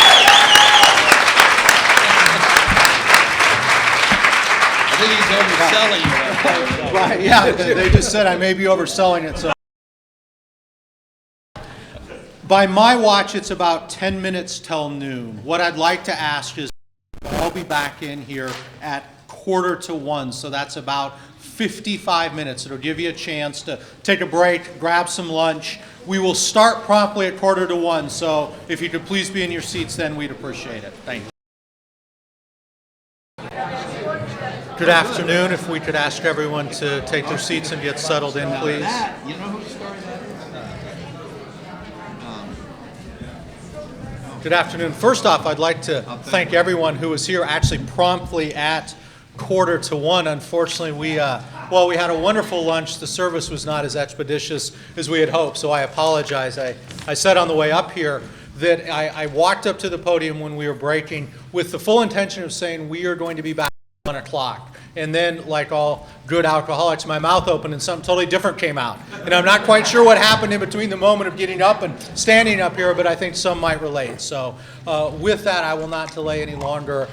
Just again as a reminder, especially for anyone who may just be joining us and didn't have the benefit of attending the morning session, we are going to hear the second half of our talk on the steps, spirituality, and service from Tom I and Sandy B. They are going to speak for, I suspect, maybe an hour, a little longer. We will then take a very short break, maybe just 5 minutes to allow people to get up and stretch and get another cup of coffee or a glass of water. And we will wrap up today's event by having a Q&A session. And I'll remind everyone of this again, but just so you know, when we do get to the Q&A session, there's a microphone here in the middle of the aisle. What we'll do is we'll just ask everyone to line up if you would like to ask any questions of Tom or Sandy. I know that they're happy to, try to do their best to field any and all questions. So if you have some, please feel free to take advantage of the time we have here today. I'm sure they'll be glad to stay as long as there's someone who would like to ask a question of us. So without further ado, I'm going to introduce again Tom I.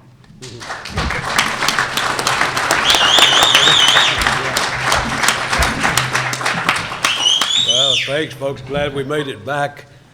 Same old guy, Tom Ivester, an alcoholic.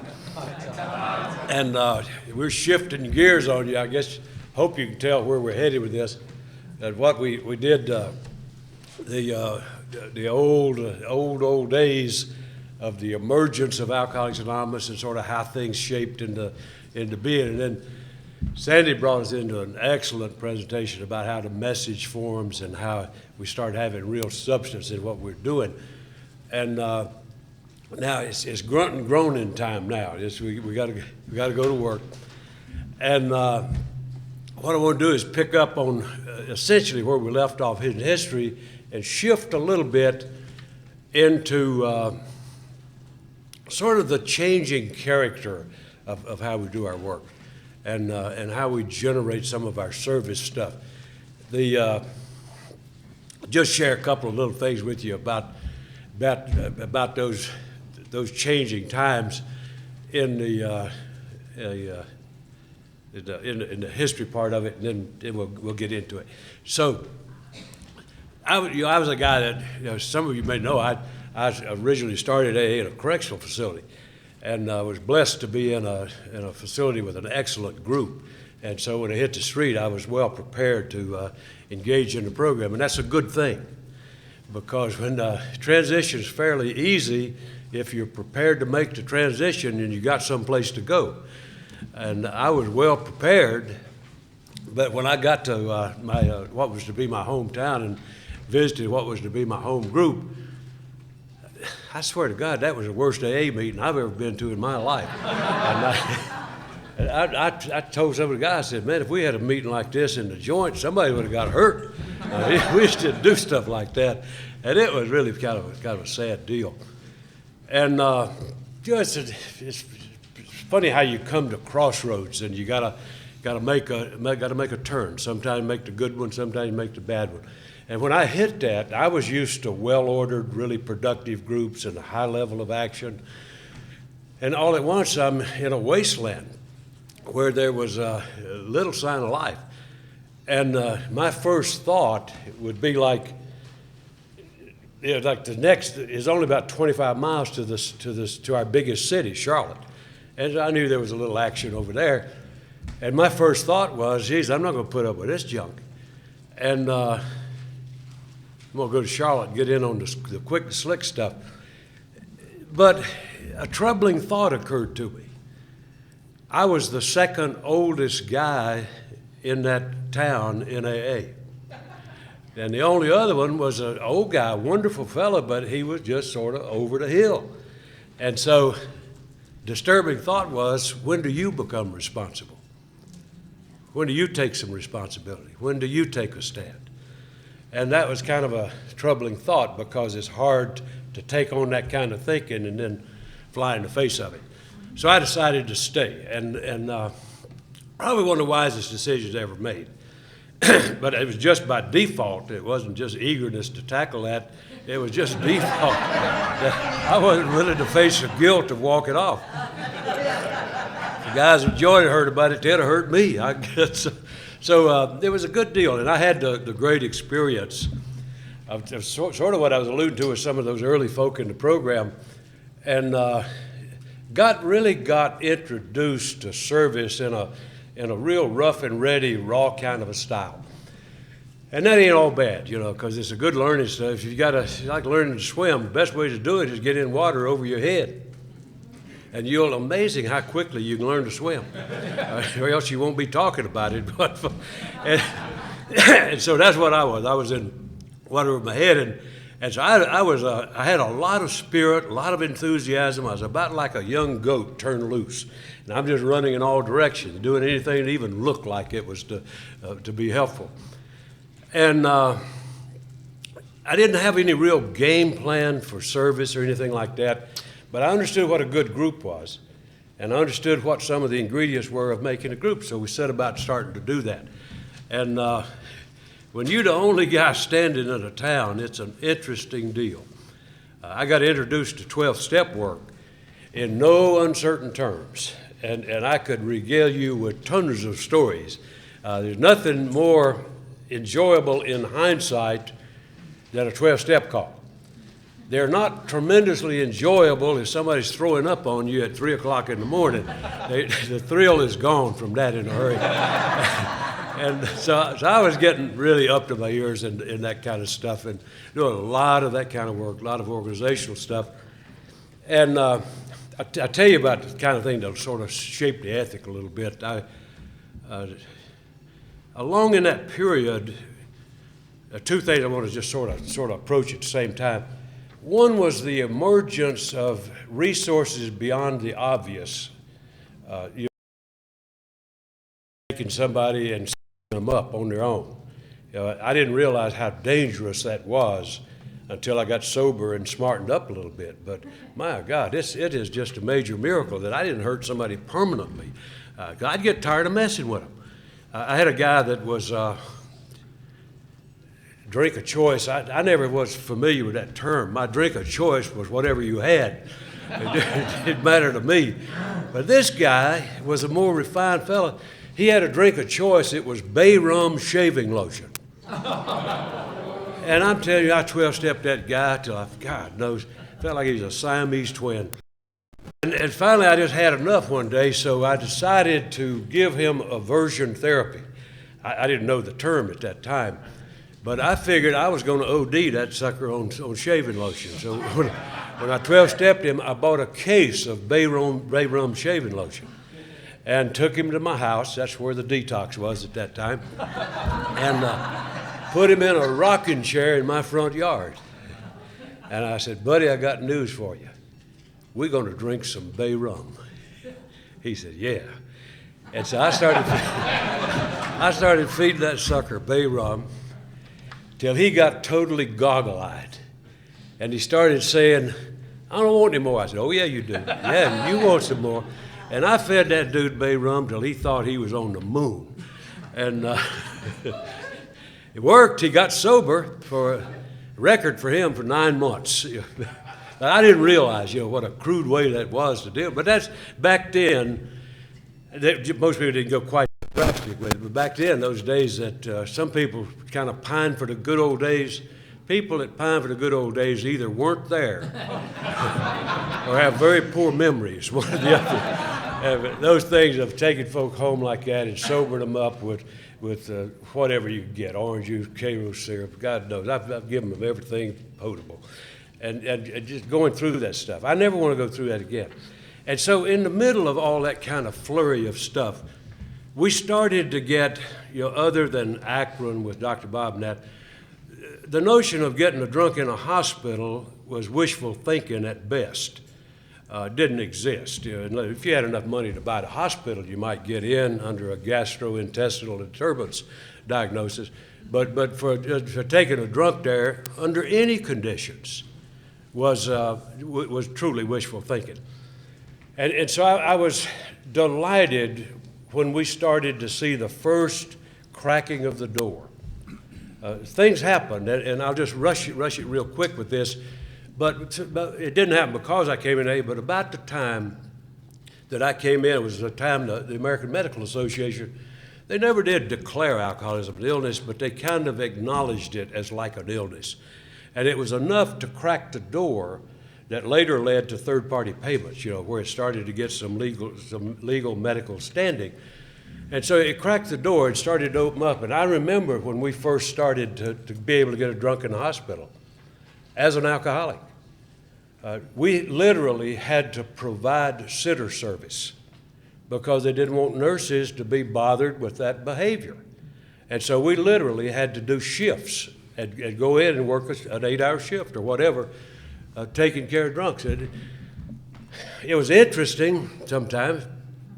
And I went in one day and I reported for duty and had an officer, my guy was on the door that was watching the guy, and he said, he's okay, seems to be all right, and won't have any trouble with him. So I go in the room, where is this fool? So I'm looking in the bed, under the bed, behind the curtains, bathroom. The window was only about that wide, so he couldn't have got out of there. And I'm just totally bewildered. And then I heard a little clatter, the old stand-up wall locker. I heard a little clatter, and so I went over and opened the door. Well, the fellow was just mildly confused. He thought he was standing at a urinal. And when I opened that door, he looked at me with just real indignation, and he said, I beg your pardon. Pardon my ass, get out of there. Sometimes it was fun, but I was ever grateful to be able to start opening the door. And I truly mean that. I've had the dubious kind of an experience I don't ever want to do again. I had a drunk die in my arms one night. Excuse me. And I had nowhere to take him. And so I remember those days with no fondness. The only medical authority we had in our county was one good old fella, a doc, and this is literally the way it happened. It was almost like going to a bootlegger. You take him to the building the doc was in, you had to take him to the back door. You didn't go in where the patients were. Go to the back door, and he would come out in a little old break room type of place and give him a shot in the rump. And that was it. That was it. That was the sum total of medical care available. So when you when you're on that firing line and you have those kinds of things going on, things like starting to open the door for resources to deal with folks is truly something valuable. So while I never went through any of that, I valued the emergence of that sort of thing. And then over time, we started to grow a little more. And there started to be some facilities that would grow up. Sandy and I were talking about the old things we did as a sort of a stopgap measure when there was nothing available. They called them tapering off places. And we had one that was named Wilmouth, W-I-L-M-I-T-H. And if you think about the amalgamation of that name, you could tell where it came from. It was Wilson and Smith, which boiled down to Wilmouth. And that was put together by a bunch of A thought there needed to be a place. And for $75, you could take somebody in there and get them tapered off. Now, I never was good at tapering off. I always got drunk when I tapered off. But they were good at it. If nothing else, they taught drunks how to tell time. I don't need to elaborate. But it's amazing. You can take them in there 3 days later, come up, and they're just fine. Yeah, so, man, I love that kind of stuff. So it started to emerge. And then a thing, and what I want to put together with this is like we were talking about this real head of steam we had going with a lot of this hands-on personal work that was going on, very much a part of the legacy and the life stream of Alcoholics Anonymous. And so now what I'm talking about are things that start to move that in a different direction. So it starts to shift that thing around. And so what happened when not so much those local facilities like I'm talking about, but as more formal treatments started to emerge, slowly but surely. There was some around, I didn't know anything about it, but they had the thing going in Minnesota, and I didn't know about that, I'd never heard of it. I read some of the material, but I never. And, treatment as we know it just was non-existent in the minds of most people. And so that started to come into being. There started to be some treatment facilities open up. And I was one who applauded that very much because I thought it was great if you've been through those nothing available days. You can see why it means a great deal to have a place where the illness can be treated with dignity. It meant a lot to me that we weren't doing it in back alleys anymore, that we were moving out in Main Street. And so I really valued that. And so treatment started to occur, started to build up a little bit. And then something happened that it became politically useful to be supportive of anything that had to do with alcohol or drugs. And I wouldn't have believed it, but what I'm describing now was in the late 60s and early 70s. And in that period into the early 80s, we had an absolute explosion of resources for dealing with folks with alcoholism or addiction. And so it just grew up. It was like the McDonald's franchise. They were just going everywhere. And I never thought I would ever see this happen in my lifetime. But we went through a presidential campaign one time, and one of the platforms on both candidates' tickets was appropriate treatment for alcohol and drugs. I never thought I'd ever see that. So it became a very sexy thing to do. I never thought I'd see the day, but I did see the day, when treatment was available almost on demand anywhere in this country. I never thought I'd see that. Well, some important stuff happened.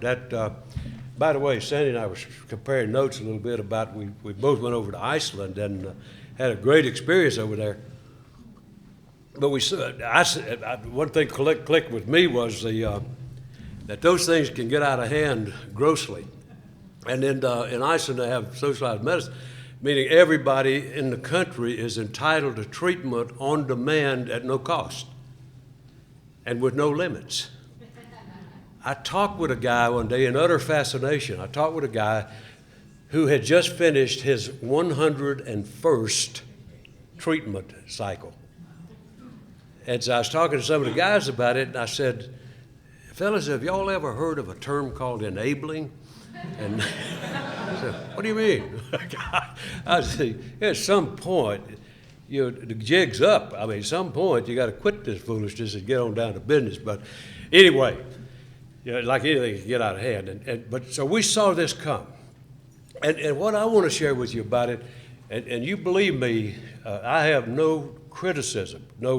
I'm not angry at anybody. I don't throw bricks at folks. I think most of what happened that started to change some of the fundamental functions of Alcoholics Anonymous, it was our affair. Most of those wounds were self-imposed. And so when I look at conditions, I'm not talking about anything that an outside entity did to us. I'm talking about what happened within our fellowship as a result of the emergence of these things. And I think what happened, this is just one guy's kind of somewhat objective observation about it, but I think what happened, we went through that kind of a honeymoon period where people felt pretty good about having these things available. But then a little nagging discontent about it among us. We started to get into this notion that, well, what are these folks doing? They're doing the same thing we're doing and charging for it. It's a ripoff. Or they're doing our work. Or on and on and on. It started to get into a kind of a negative attitude about the emergence of something that on the one hand I'm deeply grateful for. But on the other hand, there's concerns about what's it doing. See? And I, on it in all candor, my belief is that we failed to adjust, Alcoholics Anonymous, failed to adjust to a new reality that emerged. And that's simply that alcoholics are no longer coming in this door, they're coming in that door. But I think we kept looking at that door and grumbling about the door they came in. And so rather than adapting and modifying what we do, realizing that somebody coming out of a treatment center is not cured, what they've done is gotten to a level that they might be able to engage in recovery. But a person coming out of a treatment center is as new as any 12-step call I've ever had, because they don't teach how to live in recovery in treatment centers. That's not what they're for. What they do is basically deal with the barriers that interfere with engaging in treatment. And so it's a great thing, but what we did, rather than adapting and modifying the way we do 12-step work, instead of being thankful that I don't get puked on anymore, that I don't have to fight some guy with a knife coming after me, that those days are gone, that I'm getting a new person now, and they come in and they smell good and they talk good and they know a lot of language, but didn't deal with that very well. We started to get some groups that not only were apathetic with it, but some that were openly hostile toward the deal and overwhelmed by it. I'll give you an example. We had, in my little town, they set up a treatment center, and they met with us and negotiated the relationship. They did a wonderful job of establishing a good working relationship. They did better than we did. But we engaged in a good working process that exists to this day. But part of the fallout when that treatment center came into town, there was a guy that had started a new group, and he called it the Newcomers Group. Well, newcomers is like manna from heaven for a treatment center, Because my God, man, that's a prescription filled. And so these guys were meeting, and one night, when he called me, a guy said, we got a problem. And I said, what is it? He said, man, these treatment center folks have just beat us to death. And I said, tell me what happened. So what it was, one night, they were starting their meeting, and a bus pulled up, and 40-something people got out of the bus and came in. Now, you'd think everybody'd be saying hallelujah, but there were 5 members in that group. And this guy said, I told him, I said, man alive, isn't that great? You got that many newcomers. He said, no, it's not great. I said, how come? He said, we can't even afford the coffee. Yeah. So it's very real kinds of here and now problems. And this was a good bunch of guys. But it was that kind of thing that started to emerge, and it just got into sometimes just kind of uncomfortable relationships, sometimes tense relationships. We've had some groups that have formally requested treatment centers to not bring people to their meeting. That's recent history. That's not old history. So that we've done a 180. So it introduced a kind of a reaction in it and the one thing that I don't think we can afford in AA is having anger as a core of what drives us, that we can't afford it. Somebody said if we ever go down, it'll be from the inside and not the outside. It's not what happens to us, it's how we react to what happens to us. And so that had some real impact. It also had some impact on how we do our services, where we get into what I call active outreach type of things, where we reach out to carry the message to alcoholics. Let me break that down just a little bit more. Our 5th tradition says each group has but one primary purpose, and that's to carry its message to the alcoholic who still suffers. That's an active term. That's not a passive term. It doesn't say that our primary purpose is to welcome people who come in our door. It says we carry the message to the alcoholic who still suffers, wherever they might be. And so we started to turn back. Nobody planned this. It just happened instinctually. But we started to turn back on our aggressive work with alcoholics. There's no need to. It's like advertising when you got your stores so full you can't get anybody in. And so there was no real need, no real motivation to really reach out and do aggressive work. It's a strange kind of a thing that in those days when we were characterized by intensive work with each other, in those early days, pre-60, one of the things you heard, and you'll still hear it from me once in a while because I mean it, but one of the things you heard routinely was, I want a newcomer to come in because I need a newcomer more than he needs me. And when you get into some attitude about where folks are coming from, you lose that spirit. You lose that sense. You lose that reality that you genuinely need that new person more than he needs you. And so that started to erode some things that were extremely important. CPC and PI, cooperation with the professional community, almost drifted into obscurity over the next generation. Almost drifted into obscurity. I'll give you an example of what you run into. That I was out in Colorado in a conference, and they was doing a session on service, and I was just sitting in, and the guy was going on and talking about CPC and or something. But I raised a question. I just posed a question. I was really trying to just trigger the discussion a little bit. I asked a question, and there was a lady in the audience who got interested in my question. And she said, can I ask you a question? I said, yeah, go ahead. She said, I hate to ask this because I'm embarrassed. I've been in AA 21 years. But what is CPC? I told her, I said, I really appreciate you asking that question.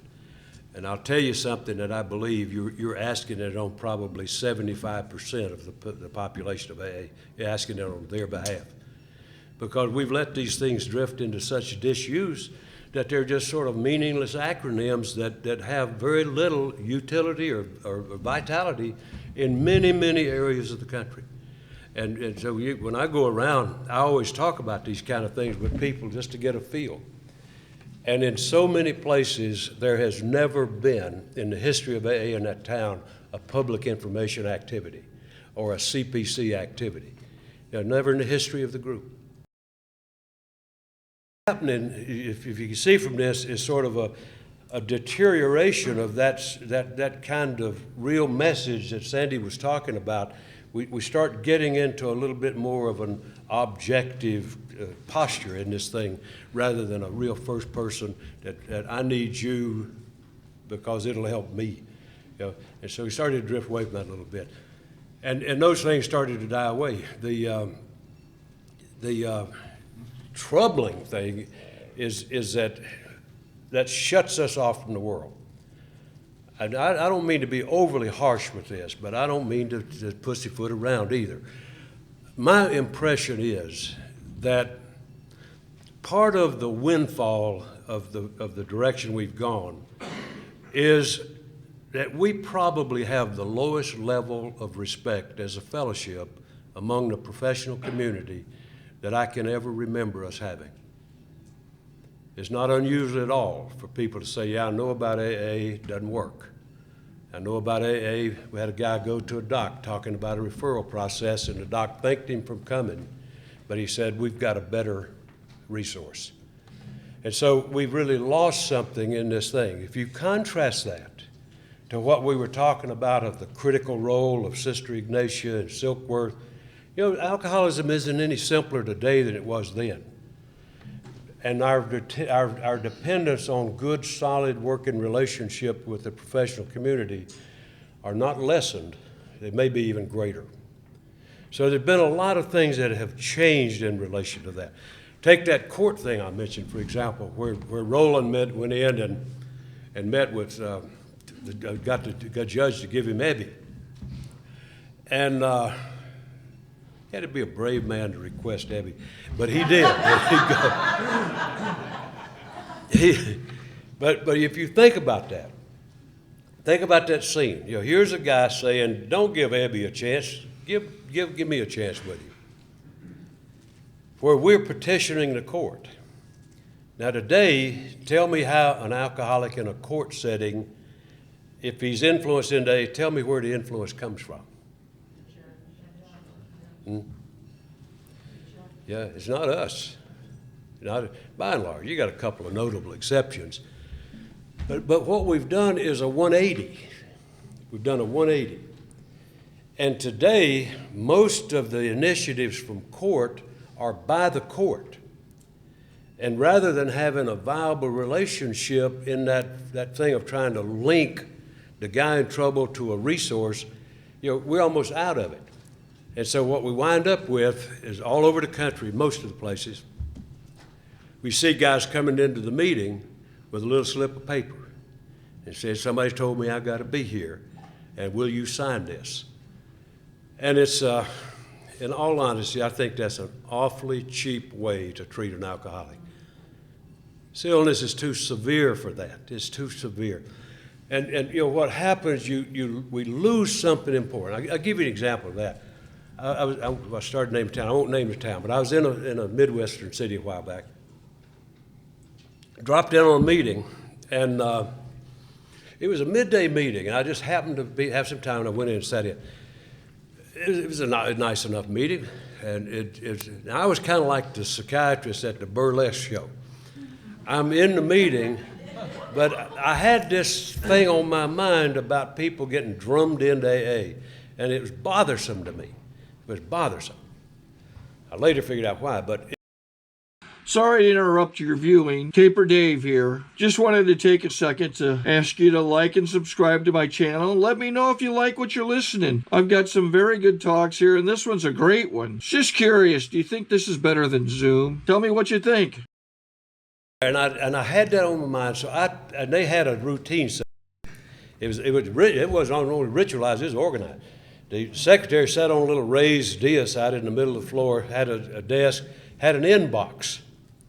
And so the folks who came in who had that brand on them came over and dropped it in the box. Then they sit down, and while the meeting's going on, the secretary wrote whatever she wrote on it. And then at the end of the meeting, they'd pick it up and go out. Well, I picked out one guy And I watched him. I watched every move that he made. Well, I wanted to evaluate, what is this process? And I watched that guy. He came in, very, very courteous fellow. He just walked in, put the paper in the box, went back there, sat down. We did the meeting on step 5, got up, and he got out, picked up his sheet of paper, walked out. He didn't interact with one human, and not one human interacted with him. Is that the way we want to introduce somebody to Alcoholics Anonymous? I don't think so. I don't think so. I don't think that's the way you cut through a killer illness. And I think that an alcoholic deserves better than that just because of the nature of the illness. We're not about punishing these folks. We're about trying to capture people who are hitting the wall and giving them a hand out. And I won't pursue that too far, but I really was troubled by that. One day I was flying somewhere. I do my best thinking. I guess the air gets thin or something. But I do my best thinking on planes. And no phones, I just right away. And so I started writing up what bothers me about that. And so I wrote down the advantages, disadvantages. Why would somebody think that's a good idea? 10 things that somebody would think was a good idea. All 10 of them had value for the criminal justice person, the probation officer, whoever, or judge. All 10 of them had value. I put a question mark beside 3 of them because if you really stretch your imagination, it might have some value for a drunk. But I didn't really think so. And on the other side, I think I listed something like 26 things that were wrong with that. 26 things that just made me sort of rebel at that whole process. Now, I never was somebody who would take it out on the guy with the piece of paper. He's already been pushed around enough. He doesn't need to get pushed around here. But I tell you what I would do, I would wimp out. If somebody come to me and say, will you sign this paper? I said, no, Sandy will take care of this. He's a paper-signing fool. And now that's a wimpy way to deal with it.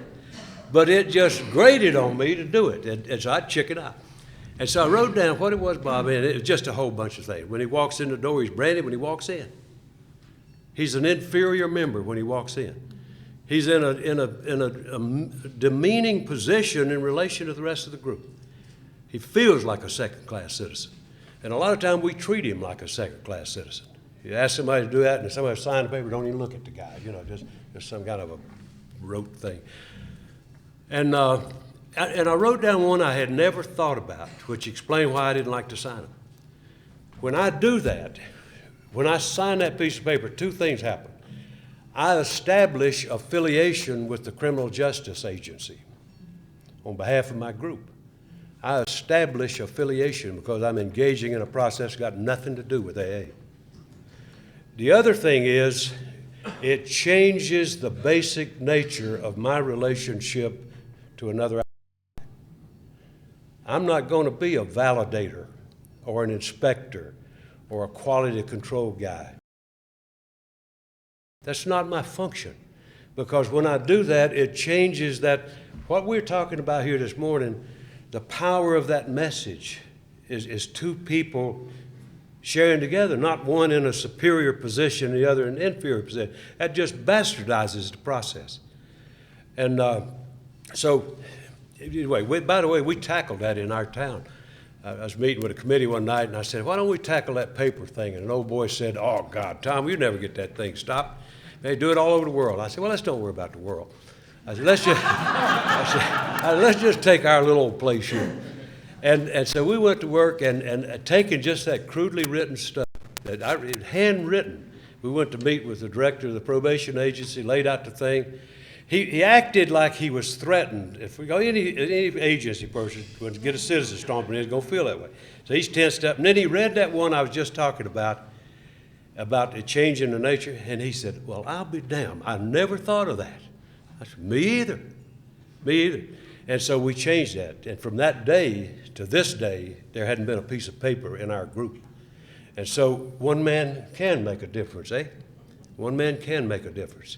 And it's just a matter of getting focus on what needs to be done. Is that the kind of way we want to deal with alcoholics? I'm kind of just sort of head for the close down with this, that it impacts this whole business of how we've shifted, impacts all of our vital services. And so what you see is about a 25-year lapse where we got rather passive about these things. We got very passive about them. And we can make a difference in that kind of thing, no matter what it is. Let me just tease your fancy just a little bit with this. If you think about the work that needs to be done, that's just one example. That's a very gross, obvious example of somebody being mandated in. It's the same whether it's a guy out of court or a guy out of a medical profession. You want to see somebody that's mandated and monitored to death? Get an impaired doc and see what you got to deal with. Or an attorney. One buddy of mine was sponsored an attorney, and he called me. He said, I don't know what to do with this guy. And he said, they've got this sucker beat to the ground. And I said, tell me about it. So he told me all the stuff the guy had to do in a span of a week. He couldn't do that if he did it full time. And so the lawyer come to him and said, I can't practice law. I'm going to psychiatric counseling, marriage counseling, aftercare, AA. He got no time to practice law. So it gets ludicrous. And the thing I think, like, just think of any place. Driver's license restoration. You want to see something that eats alcoholics alive? Take a look at that. Take a look at that. At the process that goes in to putting the person through the paces, it's just strange what we do. So you name a profession, and it's not peculiar to any. You'll find it in all of them. There are things we can do about that. And that, I want to just sort of, not just give you a doom and gloom, but maybe get you to think a little bit about something beyond just what's right in front of you. Those folks who are impaired, I'll tell you one other story about that, and then I'll wrap on the thing. I had one of these docs. I sponsored several of those fellas, and one of them I just went into medical school after he was sober. Now listen to this. He went in and finished his medical training, and he started practicing. The medical board made him go pee in the bottle, and he's 10 years sober. 10 years sober. Now, I'm sure there's some logic in there, but it totally escapes me. What doesn't escape me is the insult, the absolute slap in the face for 10 years of a legacy of shot. It's just stupid, is what it is. And no, I don't have hard feelings about it. But it's just pretty dumb. This guy, I took on this one fella, and he's a delightful man. He's a great CPC guy. I took on this guy and just came to town. He was sober 2 years after a fashion, and he hadn't had anything. He was an anesthesiologist, and he tended to get himself confused with the patient an awful lot. So they captured him, and he got defrocked and all that stuff. And so when I got him, he was under that gentle care of the medical board. And that guy was monitored big time. And one night, I knew we were going to deal with this thing. One day we were meeting, we always eat breakfast, that's where we meet. And one day he was telling me about, and I said, well, big guy, you got a big day coming up, your 2-year anniversary. And he said, oh my God, I forgot about that. I can't be there. And I said, oh, why is that? And he said, well, you know that I'm owned by the medical society, medical board. They're having their annual whatever they do, and I got to be there, because if I'm not there, they'll know I'm drunk, and I'll be in trouble. And I said, well, I understand conflicts. I said, but that certainly tells me what the agenda will be for our next meeting. And he said, what's that? He was always in a state of awe. You know, he said, what's that? And I said, it'll be about priorities. And he said, what do you mean?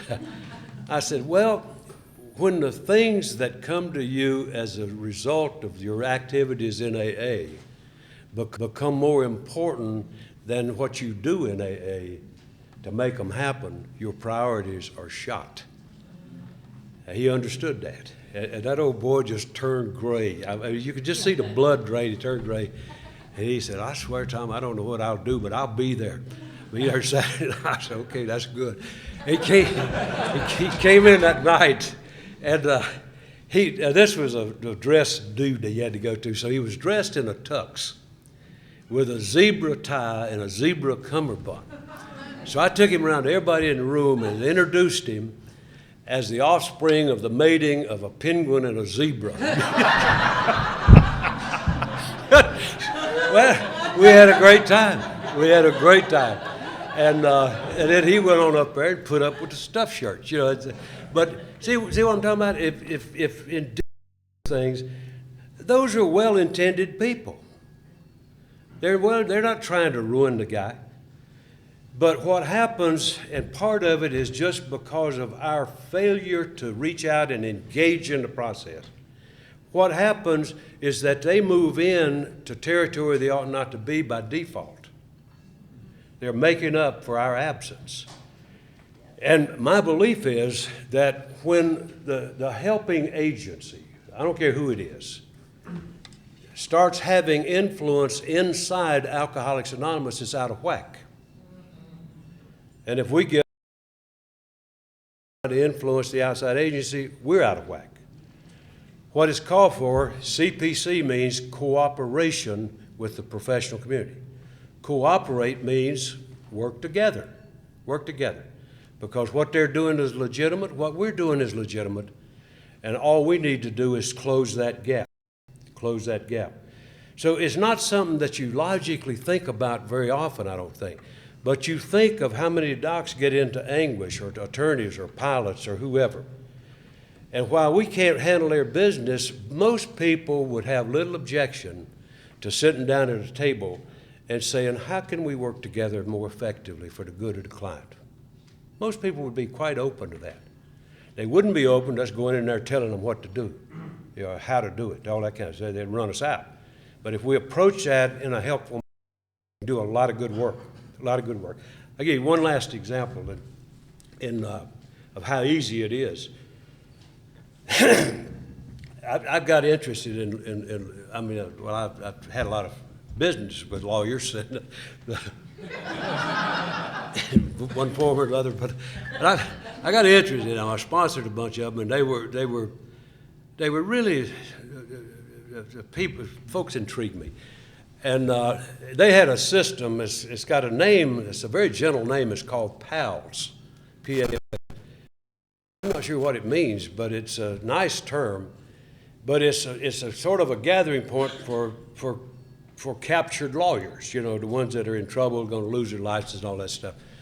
And so I started working with some of those guys, and what I saw was that there's enormous difficulties in trying to go through that transition we're talking about, where they're doing their thing, and then we try to get them integrated into AA. It's a really difficult thing. And so what happens in that unknown gap between us and them, you get a gray zone. You're a gray zone of ill-defined kind of stuff, and the lawyers go nuts in that.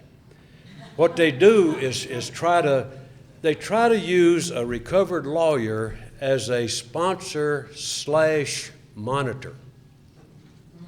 I would submit to you that those are absolutely mutually exclusive terms. You cannot be both. And matter of fact, that same doc I was just talking about, I switched back to the doc for a second. One night, he's doing well, and he's 10 years now, and he was doing well. And one night we were meeting, and he said, I got to go. I've got to go see a fellow. Called his name. It was another doc. I said, oh, what you got to go for? And he said, I got to get a sample.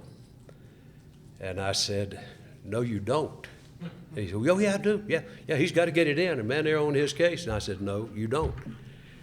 And I told him, I said, you cannot monitor and sponsor. And he said, well, what am I going to do? I said, you or him one call the medical board, preferably you. Call the medical board and tell them you cannot do that sample. And he said, well, why will I tell them I can't do it? I said, tell them because you're a sponsor in AA, you can't do that. He said, okay. But I mean, that's damage control, you know. And the thing I was going to say with the lawyers that I just going out. I started doing a quarterly session in the law school, just telling them about the relationship a little bit, and developed a relationship. So I spoke at their convention in North Carolina. It was an interesting deal. I had dinner with the Chief Justice of the Supreme Court and 2 justices and a couple others. Like me, I'm sitting there with all this stuff. And so we finished dinner, and I got up to speak and told them what an honor it was to be there and have dinner with the Chief Justice and all that. And I said, a few years ago, if I'd have had dinner with these guys, it would have been for my last meal. They didn't know, and then I told my story, and they knew. So it's a strange thing. Those people really want to do something. They want to do something. They know that they're in trouble. I talked with the director of that program, and we're setting this in motion now. I talked with the director of that program, and I said, are you ever bothered with people calling you about being lost in this maze? He said, my God, Tom, my day is consumed with calls of people frustrated and lost in it. And I told him a little bit about what I had in mind, that I thought we could improve that relationship. And he said, what would you do? I said, well, I'd put a bunch of y'all on one side of the table and a bunch of us on the other, not too big a bunch, and then we just talk about how we work together. And he said, the only thing I'd ask is be sure I'm at that table. And so people will but I guess what I'm suggesting to you, and I'm nowhere near done, but I'm going to quit anyway. What I'm suggesting to you is that when you start thinking about what to do with that imagination that gets fired, what I'm suggesting to you, there's a lot to do with that imagination that's fired. I'll guarantee you somebody in this group today is uniquely suited to go and launch a project like this. Doesn't take much. All it takes is give some thought, do the homework, and be prepared to make a sensible kind of business arrangement with people. My belief is that everywhere that an alcoholic hits a wall, and I don't care where that is, everywhere he hits a wall, we ought to, we ought to be sure that whoever is the contact person is equipped to be able to tell the person, hey, there's help right over here, and here's how you can get it, okay? And so you think about that, and alcoholics hit the wall all over the place, at minister's office, social workers' offices, healthcare, you name it, but everywhere. And if that's going to happen, it'll be because we do that. They don't teach that in social work school or universities. They just don't teach it. That's our deal. But if you really want to be of service, if you really want to make a difference and get that thing humming with the professional community, just simple little things like that can have monumental effects on it. So, Sandy, Well, thank you. Ready, buddy.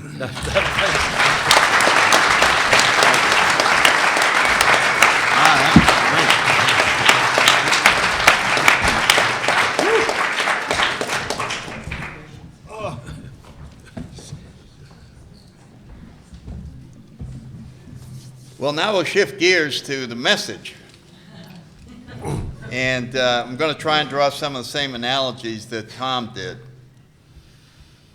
When we read chapter 5, we get to the end, and it said, we're alcoholic and couldn't manage our own lives, A. So you start with certain premises. Okay, you're an alcoholic, can't manage your own life. My God, what can we do about that? Well, let's eliminate something else. No human power can help you. So don't be looking for any human power. And finally, God could and would if he were sought. So the message is how to seek God. That's what the message, that's what the steps are. And the way that it is by convincing the person that they're in a situation where if they don't choose to seek God, it could be very, very bad. So it has nothing to do with convincing them of the wonderful things that'll happen if you seek God, but rather of the horrible things that will happen if you don't seek God.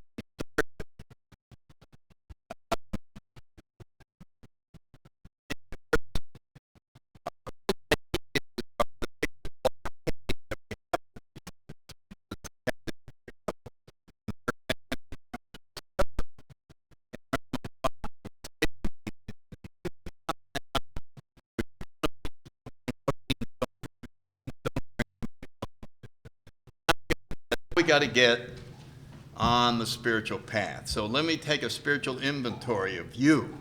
I want you to be totally honest with me about spirituality. Okay, Bill, okay. Do you pray a lot? How often do you pray? I said, Bill, I don't like praying. I don't like the word prayer. I don't want to, zero praying. Zero. Okay, do you ever go to churches? They're very spiritual buildings. You ever go in? Do you hang around? I don't like churches. I was brought up in one. It made me sick. I can't stand it. I see a church on the road. I go around it. Churches, zero. Churches. What about spiritual readings? There's lots of spiritual books. They have comforting ideas. There's just this whole ambiance that people get involved in. I said I like mystery novels, history, books like that, but put me down, zero spiritual reading. I don't want, none of that. What about meditation? No, I don't like meditation. I heard about it. I saw some guy sitting still one day. It doesn't appeal to me. I don't want anything to do with meditation. So I gave him my zero report. And then he said, well, I just got one more question. Okay. How's it going?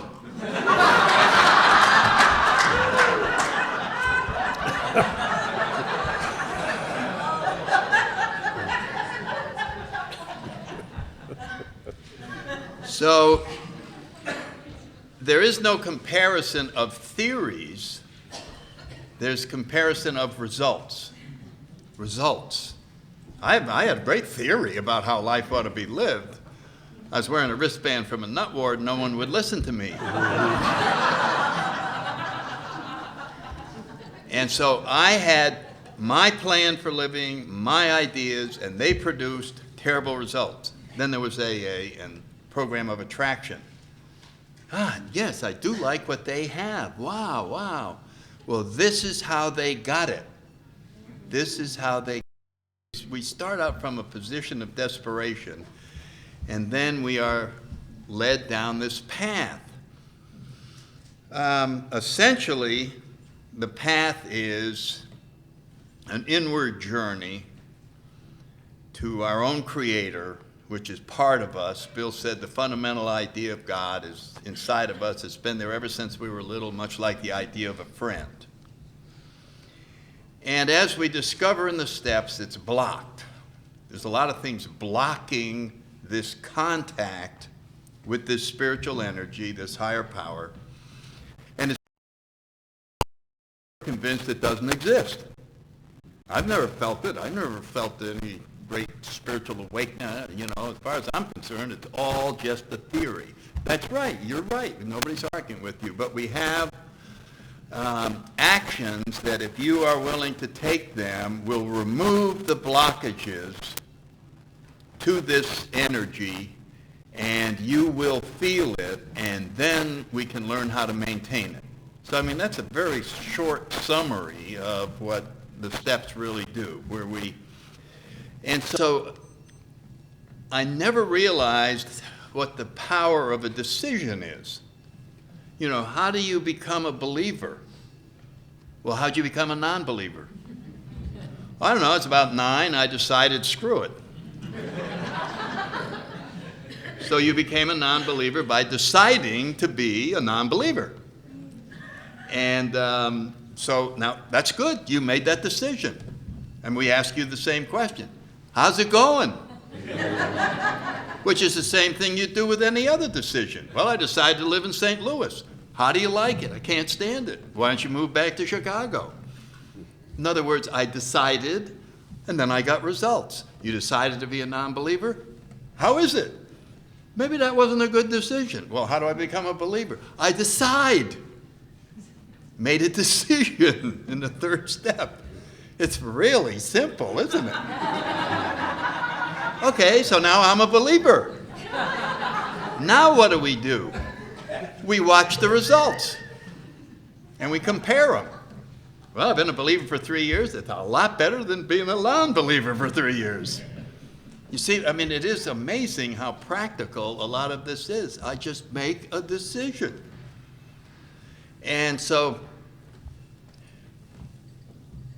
the point that I want to make out of all of this is the spiritual path is backwards to the concepts that we've had in the material world. And I'll give you the analogy. When I went in the Marine Corps, I became a pilot. And like many other things that you're learning how to do, you start out as a student.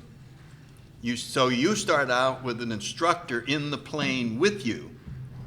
And then you fly and fly and fly. And I think it was after 12 flights in Navy flight school, the instructor says, you're now ready to do it on your own. You remember that? Remember everything that you learn, the purpose is to eventually do it on your own.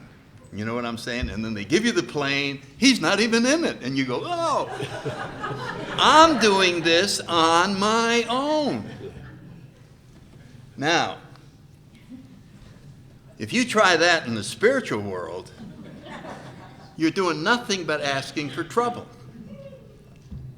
But there's a tendency, well, when I was brand new, I really had to depend on my sponsor and my home group and others and on my higher power. But it seems to me that after 5 or 10 years, I ought to be a little further along. You follow what I'm saying? I ought to be a little further along towards what?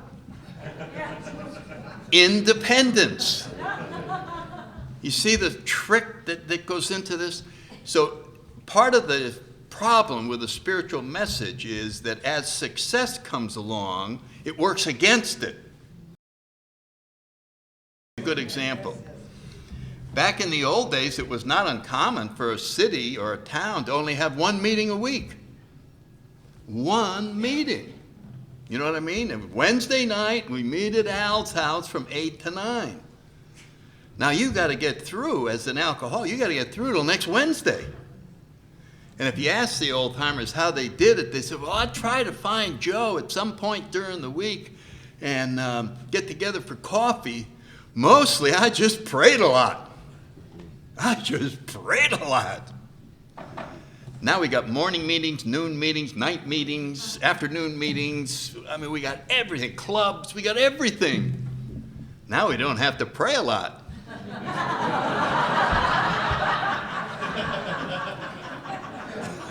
You see what I'm saying? Don't have to pray a lot. Don't have to pray a lot. So I guess what I'm saying is, the more desperate that it was, the better it was. The more we had to rely on prayer and our higher power, the better off we were. And so all of the things, just like when the treatment centers, well, let me help you with that burden of having to pray all the time. We could set up answering services to calm you down in the middle of the night. We could set up this, call me anytime. We could have a meeting from all of them. We got a club, you can go there. We got a million alternatives to praying. All of which are making us less dependent on our higher power. And so this is what I am trying to talk about today, is spirituality is becoming more dependent on our higher power with each passing year. And so every time I go to meetings, and I've just started to be aware of this myself. I'm not criticizing anybody. I'm just saying, as awareness evolves and you start looking around, you see where apparent success is really working against us. But if you will imagine this, if we were to perfectly follow the program, which is complete reliance on a higher power, for everything, we just completely rely on our higher power for everything. And you see this in the 10th step in the big book. In other words, as I go back and really take a look at these, the spiritual awakening is described in the promises that come at the end of the 9th step, because all those verbs in there are very spiritual verbs. This is not a psychological process. You don't describe it that way. What if you've been frightened about other people and financial insecurity plagued you forever and ever, and then someone says, oh, that'll leave you. It'll leave you. It'll leave me? Yeah. Yeah. You just do this, make these amends, and that'll leave you. And what if it does? What if it does? It just leaves you. You know, you look and you go, God, how did that happen? You start wondering, how did that happen? All I did was think about myself all the time. Don't worry, self-seeking is going to slip away. Just going to slip away. All the time forever. How could it slip away?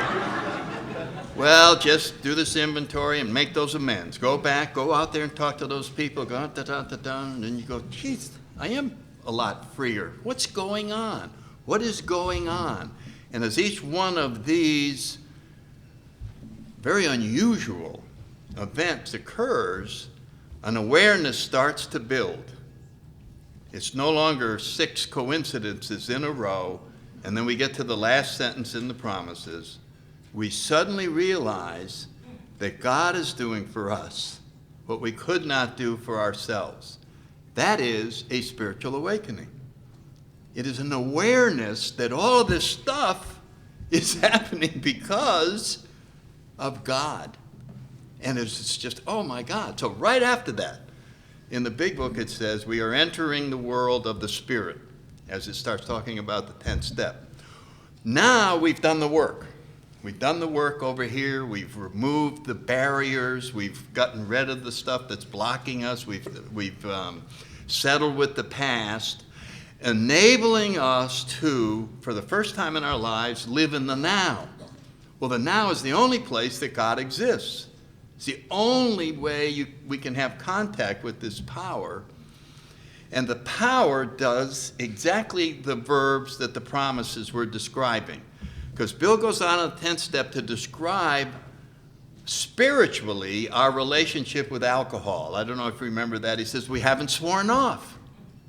We've been placed in a position of neutrality. What the hell is that? Have you ever gone to a psychiatrist and says, don't worry, I'm going to place you in a position of neutrality with that addiction that you have? We haven't even sworn off. I've been making amends is what I've been doing. Now the problem doesn't exist for me. What do you mean the problem doesn't exist? I'm an alcoholic. What do you mean the problem doesn't exist for me? Well, that's what it says. It doesn't exist. And then comes the spiritual description of a spiritual solution. The problem has been removed. But we have to be careful, for alcohol is a subtle foe. And we are not cured of it. What do we have? A daily reprieve contingent on our spiritual condition. So this happens. And it happens if we are seeking, if we have a proper guide. I call sponsors guides. And they are to take us down a path where this event will take place, and then the society that we're in will help us maintain this awareness and this connection. In other words, spirituality is being in a constant state of receiving help. You follow what I'm saying? We're in a constant state of receiving help. That is the point of a spiritual solution, is to have this resource that we call God flowing through us by being close, by maintaining this contact, and then we get prayer and meditation to further this contact. Helping others is one of the greatest ways of maintaining this. And when in this condition, problems do not exist. Now, I know it sounds like a theory, but I'm sure everybody's had glimpses of that condition when you're just there and in this very moment, and there's no such thing as a problem. There is just now. That's all there is. There is just now desire to pass this on to others. So what happens? Well, what happens is we're in a battle with ourselves because part of us does not live in the spiritual world. Part of us lives in the material world. Matter of fact, if you go to 7 meetings a week, you're only in the spiritual world 7 hours a week. And we're watching TV 321 hours a week. And we're getting an entirely different message over there. They're going, what's that? Position of neutrality. Hey, you're just dreaming, pal. This is what the reality is. If you don't have a Buick, you ain't got a chance of becoming spiritual. And if you're insecure, you need Adidas. And if you can't do this, you need Viagra. And if you can't do this, you need that. And so, you know, the whole economy would collapse if we all relied on our higher power to make us happy. So in order to save the country, we will become unspiritual. So what I'm trying to describe is the struggle that now goes on, stay there. And so the more things that happen to help us with problems and cause us to not have to rely on God, the more damage is being done to our spiritual program. And the more we become self-sufficient, the more we block God out of our lives. And so as it feels like I'm being successful, I am on this world, but over here, I just pushed God further away. So what I'm leading up to is, if we were following the program precisely as it was written, discussion meetings would be incredibly boring. Now, why would discussion meetings be incredibly boring? They would sound like this. Joe, why don't you comment on how your life is going today? Well, I was in an accident yesterday and lost my arm, and went to the doctor, and they think they're going to maybe be able to fix it. But I got home and I sat down and I prayed to my higher power for guidance and the power to accept this, and I'm fine. Thank you. Well, Mary, what about you? Well, I found out last night my husband's leaving me for his secretary, and I'm not sure how I'm going to find my way out of this, but I sat down and prayed to my higher power, and he gave me guidance. I can see clearly the direction I have to go. He also gave me the power to get through this, so I'm fine. Well, what about you? What about you? No matter what's going on, these people are giving us one solution. Pretty boring, huh? Thank God we've been saved from that.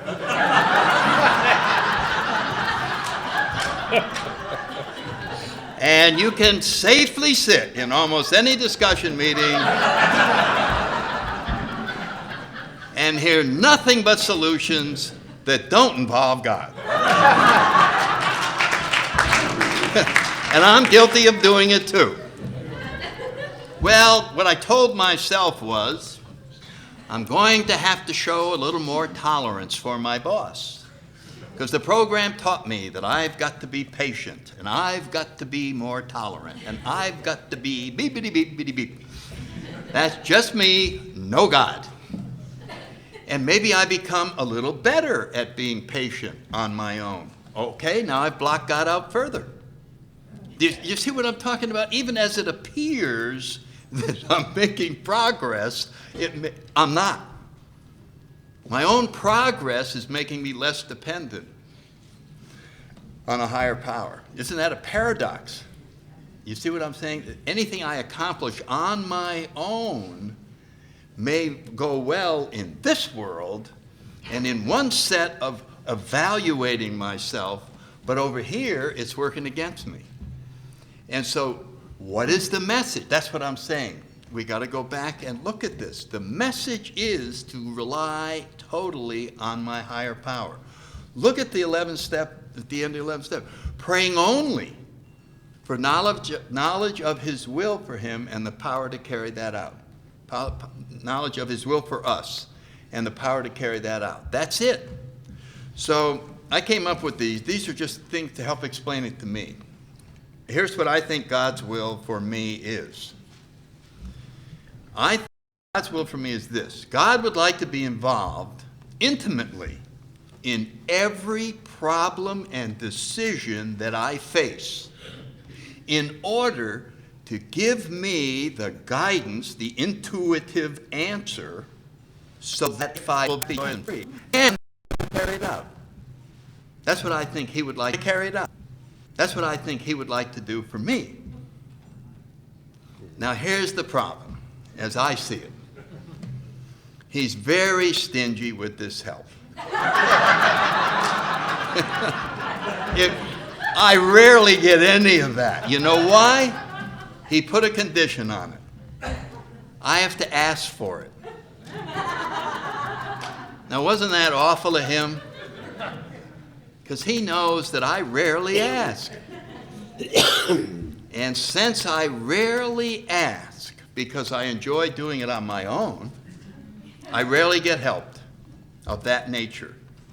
And when I rarely get help, my ego notices that I rarely get help, and it calls me aside. It says, Sandy, I understand part of you is involved in a spiritual program. Yes?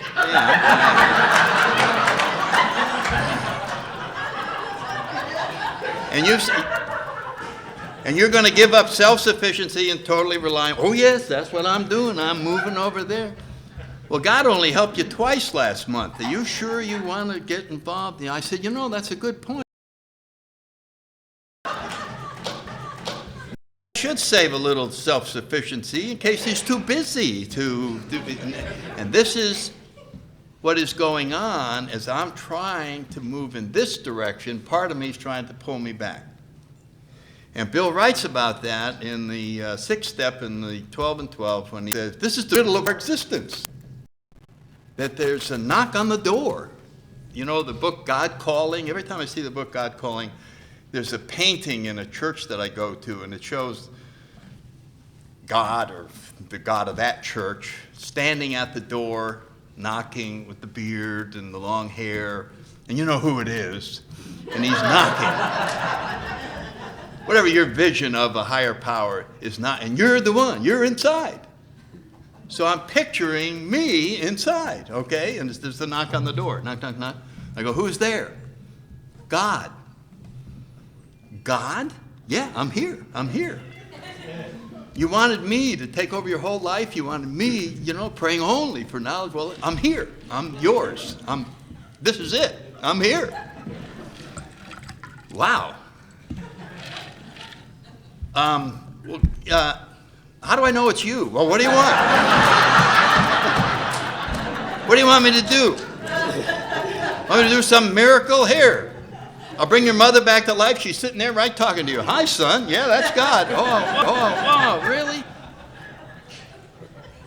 Here, I'll have an elephant appear in your living room, walk around a little while. Okay, that's it. Now, here we are. You would think we would run to the door and just yank it open.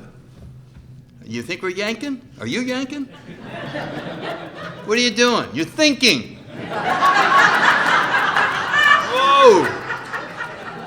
Whoa. That would be like turning my entire will and life over to the care of God. This is the moment. All over to Him. Who will I be? I'll be the hole in the donut. Remember that? When will I be in charge of anything? This could be the end of me as a person. That's the ego. That would be the end of me as a separate identity from God. What is causing my anxiety? Separation from my higher power. And there I am. I want to maintain it. I still haven't opened the door. Finally, I'm rescued by my ego. It says, God, I know this is going to sound crazy. And it may even sound ungrateful. I'm in the middle of the last episode of The Sopranos.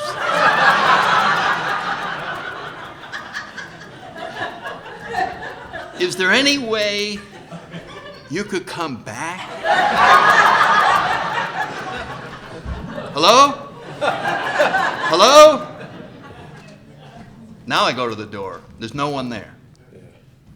That was just a joke. He wasn't there. I know he wasn't there. Think that could happen? Happens all the time. It happens all the time. And we have to accept that this is why it's so hard. Is that what we really want, we won't let happen.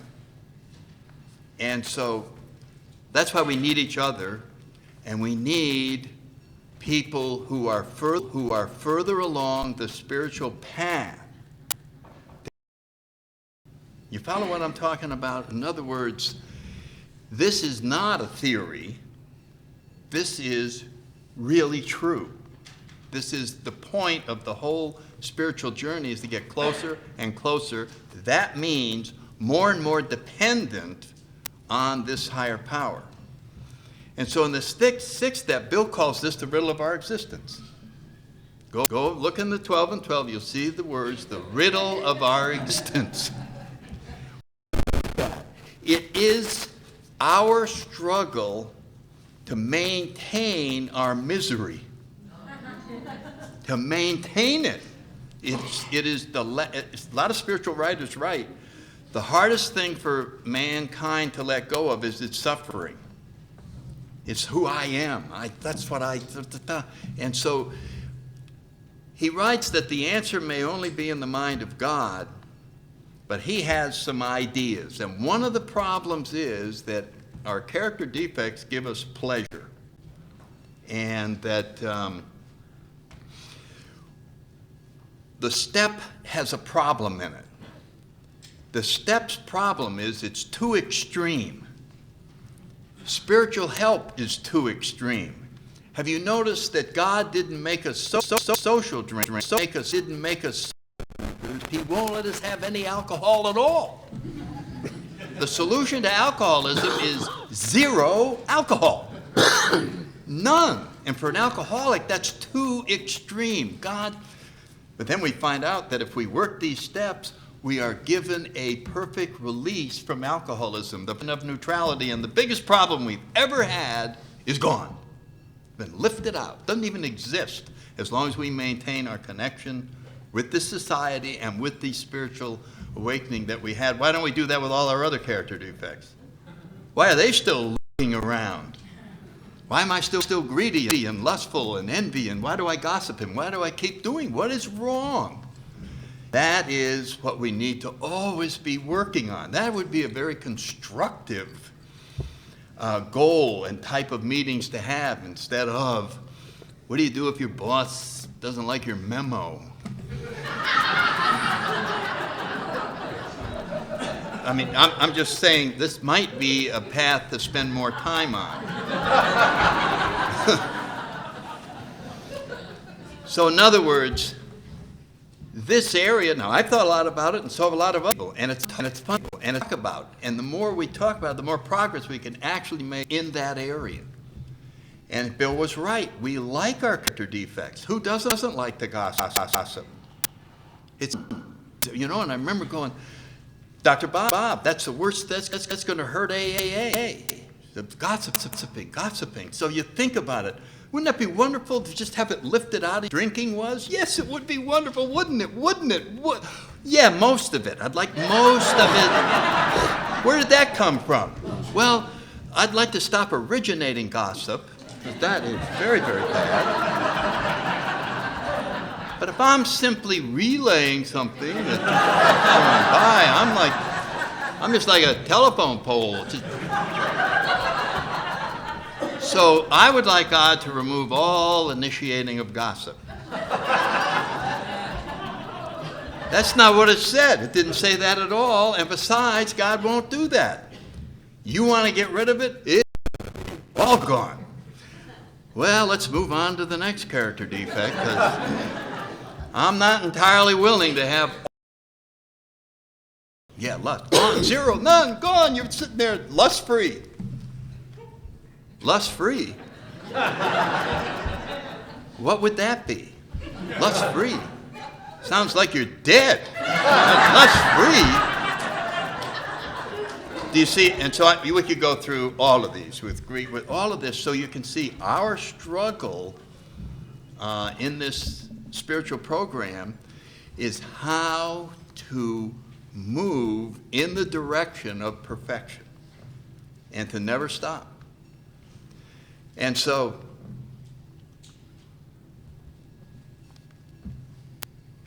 I think Tom described it.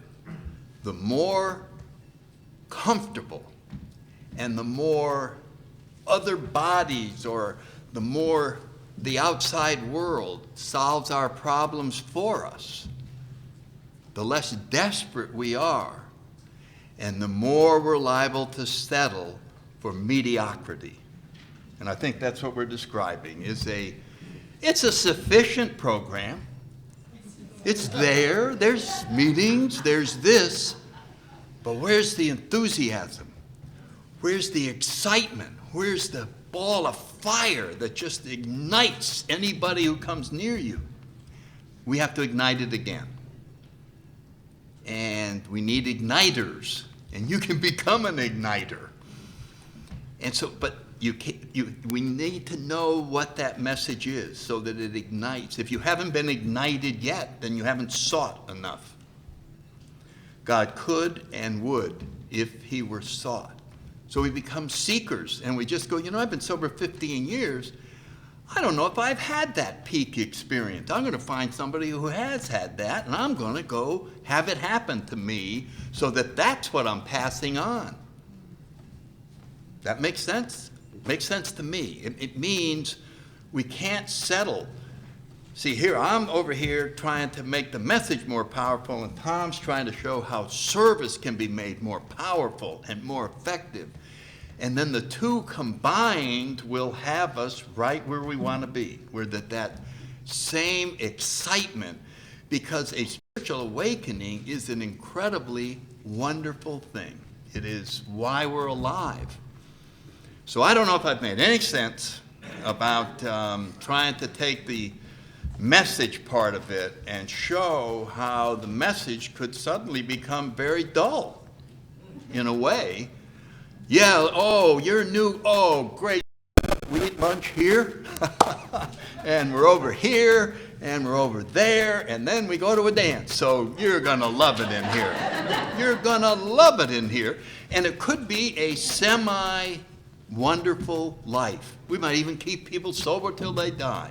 And we would have cheated them out of the very point of getting sober, the spiritual connection with their Creator.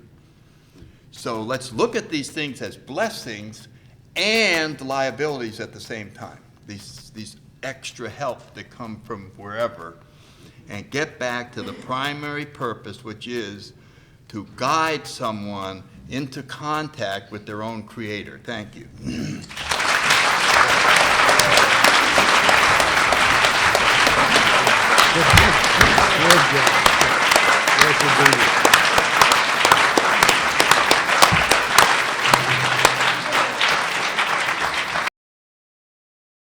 Sure, I speak for all of us for thanking both Tom and Sandy for just a wonderful, wonderful day together. Thank you.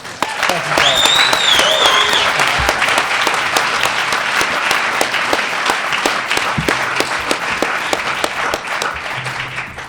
Now, I promise the word promptly won't come out of my mouth on this particular occasion. So let's just try our very best. If we could, hopefully make it back in about 15 minutes or so. And by, that's better. Yeah, by my watch, that'd be about quarter till. Thank you all. My name is Jeff, and I am an alcoholic. Hi. Hey, Jeff. We're going to wrap up today's session of our workshop with a question and answer period for Sandy or Tom, or both, or just any questions you may want to throw out and see who fields it. What we'd like to ask you is we have a microphone set up here just about halfway down the aisle. So if you would like to ask a question, if we could just have you gather in that general area. It looks like there may be enough seats for people to sit in if they'd like to wait, if that's more comfortable. And we will just go as long as time permits and as many questions as there are. I will try and moderate, but certainly we'll let Sandy and Tom take the lead on that. And I think we have someone to actually start us off. Karen? Hi, I'm Karen Myers. Hi, Karen. I have a question for Sandy. I was just curious, in addition to AA-approved literature, has there been any, what I would call kind of outside spiritual literature that you have found useful, or any outside spiritual activities that you have found useful in your journey?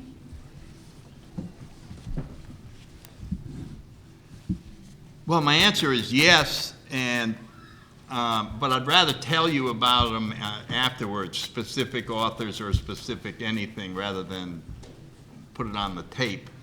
But I will reference the Big Book and the 12 and 12. Suggest that we can talk to ministers and rabbis, and libraries are filled with books.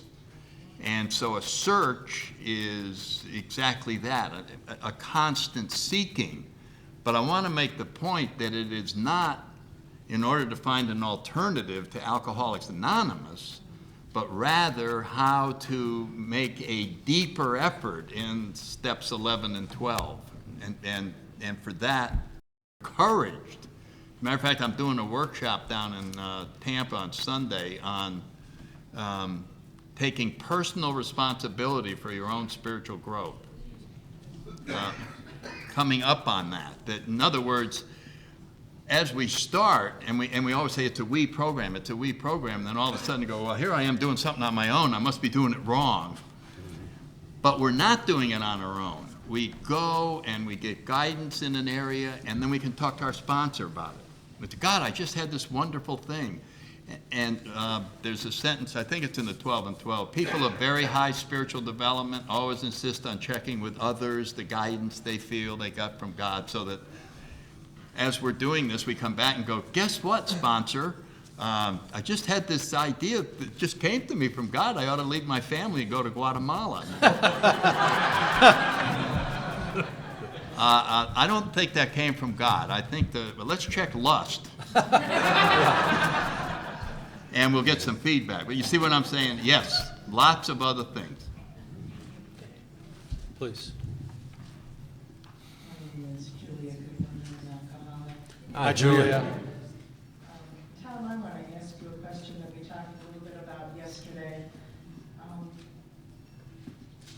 First, I got to just give you guys some feedback. This has been some of the most powerful message for me to receive I've heard in AA in probably 10 years. Yeah. Wow, that's wonderful.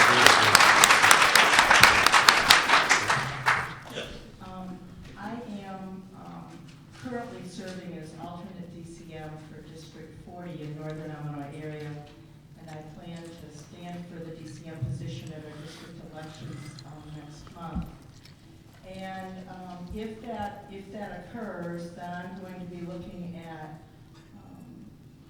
trying to help 4 service committees in the district get jump-started: PI, CPC, corrections, and treatment. Corrections has gotten going a little. I'm probably more comfortable there because of my background. But as I look at PI, CPC, and treatment, these committees really have not been functioning at all effectively in my district. So my question to you is if you were in my shoes and you ended up being DCM with 3 committees that were not active, how would you get it started? It's Simple but not easy. I've never I'd rather talk about outside literature.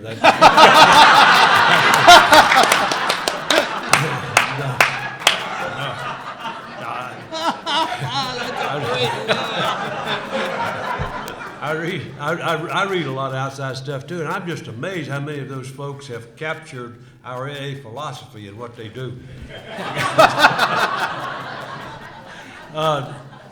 And I think it's a great question to ponder a little bit. And let me just offer this, Julia. I think one of the mistakes we often make is that we develop a program and then try to fit it in somewhere, which I think is 180 degrees off. And the best way to organize is to organize around a way to solve a problem. Organize that the committee exists to get a job done. And so it's easier to tackle a project, and then all you do is say, how do we need to organize to get this done? And so it'll take care of shaping the deal.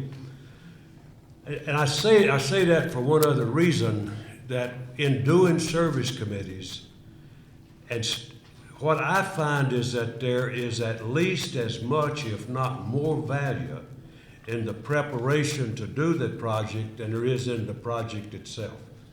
There's something really, really importantly effective about this thing of getting the message ready to go. And what happens is it really energizes the committee.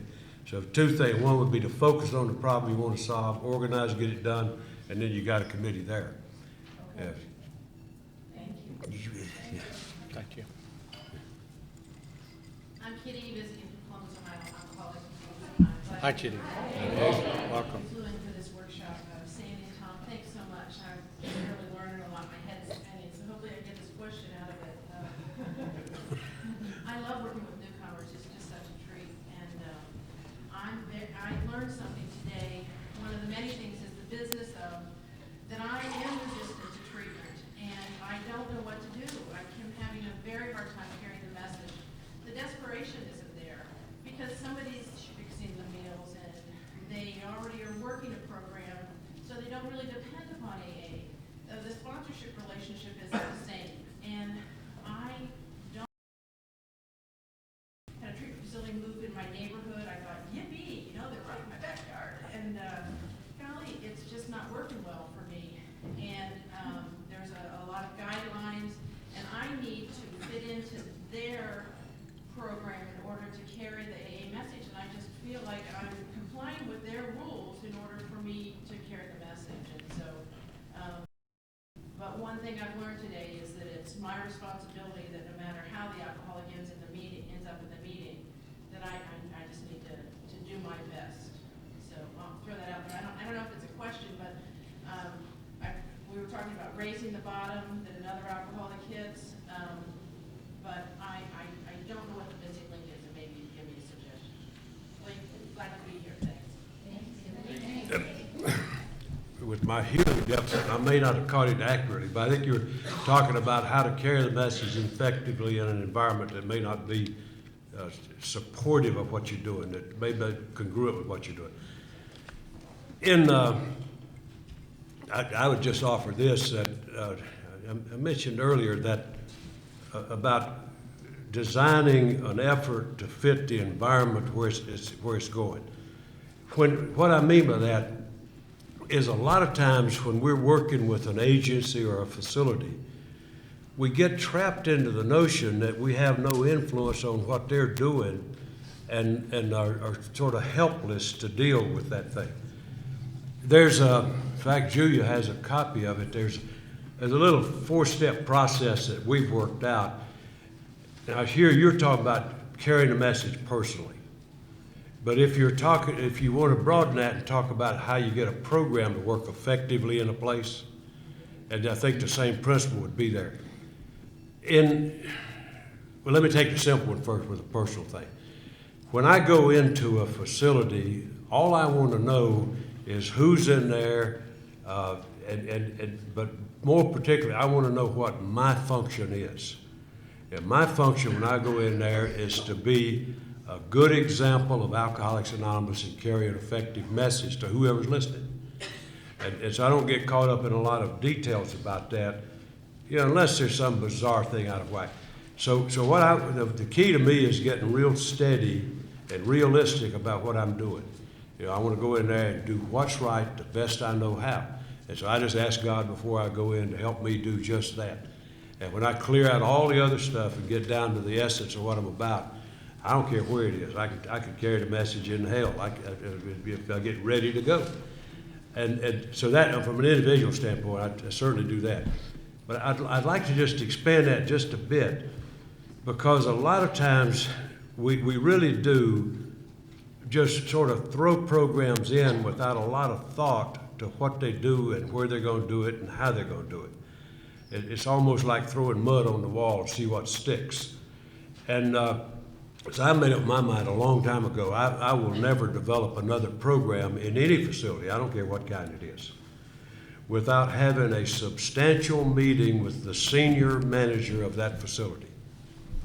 Not the second banana or the third shift banana. It's going to be the top person in that facility if we're setting up a new program. And the purpose of that meeting is to do one thing. That's to basically learn what that facility is, how they function, how they operate, what kind of latitude you got to do a program in there, if they have an interest in a program. One-sided meeting where you learn about the facility. Is to meet with the people who are going to do the service and take a look at the facts of that place and say, what kind of program can we fit in? What kind of a program can we develop to fit in what they've told us? The third thing is to write that up and give it to the senior person, and they'll either endorse it by signing it, or if they've got some suggestion for change, which they rarely do, and then the fourth one is to put the program in place. Now that sounds like less than what we're used to. Usually what we do is say, we want to have a meeting and say, okay, we'll do it Tuesday night, let's get it on. And then you spend the rest of the time pointing fingers about whose fault it is that it's not working. And so what I'm talking about is a way to, we make a mistake by saying it's their facility. Take like corrections, for example, where we do a lot of this. Say it's their facility. Well, it's not their facility. It's a public facility, and we're not street corner thugs. We're responsible citizens trying to offer a service. And so I think there's a very, very respectful platform that we have to operate from. So we don't want to run that facility, but we don't want to just roll over for it. And so when we put a plan together, it's what we think will work in that environment. See, the facility's in charge of running the facility. We're in charge of Alcoholics Anonymous. Our principles laid out in traditions are just as important as their rules and regulations or laws. And so I think there's a strong negotiating point that we often ignore. And then we pay the price by confusion and all this kind of stuff. So as an individual, I want to get real prepared to go in and deliver a clear message and get out as an individual. But if I'm going to try to launch a program, then I want to get into some serious negotiation about setting it up in a way that's got a good chance to succeed. Julia can just ask a question, has got a copy of that little form, and it's a very simple thing. It's call it a 4-step process, and it lays it out in pretty clear terms. Probably gave you a lot more answer than you wanted, but it's, yeah. Yeah, my name is Jerry Malcolm. Hi, Jerry. First off, thank you. Let's keep it good. One thing I haven't been around the program a long time, but I do a lot of meetings, and the one thing I noticed a lot that I kind of picked up is that 3 words are in the program now, which can't slow it down, is take your time. Because what I've noticed is that when the people come in the program and they kind of work the steps fairly quickly, they tend to get it a little faster, and it tends to occupy their brain when they're first there, and it's running like crazy. That's the time to get those first 2, whatever, the 4-step done. Can you just discuss a little bit just the difference between the way it used to be and the way it is now, as far as how you guys used to run them through? Because the treatment centers and all that, it's all take your time. And I think what happens, a lot of people did take their time, and as it went farther, that's the way they thought the next guy should do it. And now, I'll see people 2, 3 years before they can think about 4th and 5th steps, in a lot of pain. You want me to take that? Okay.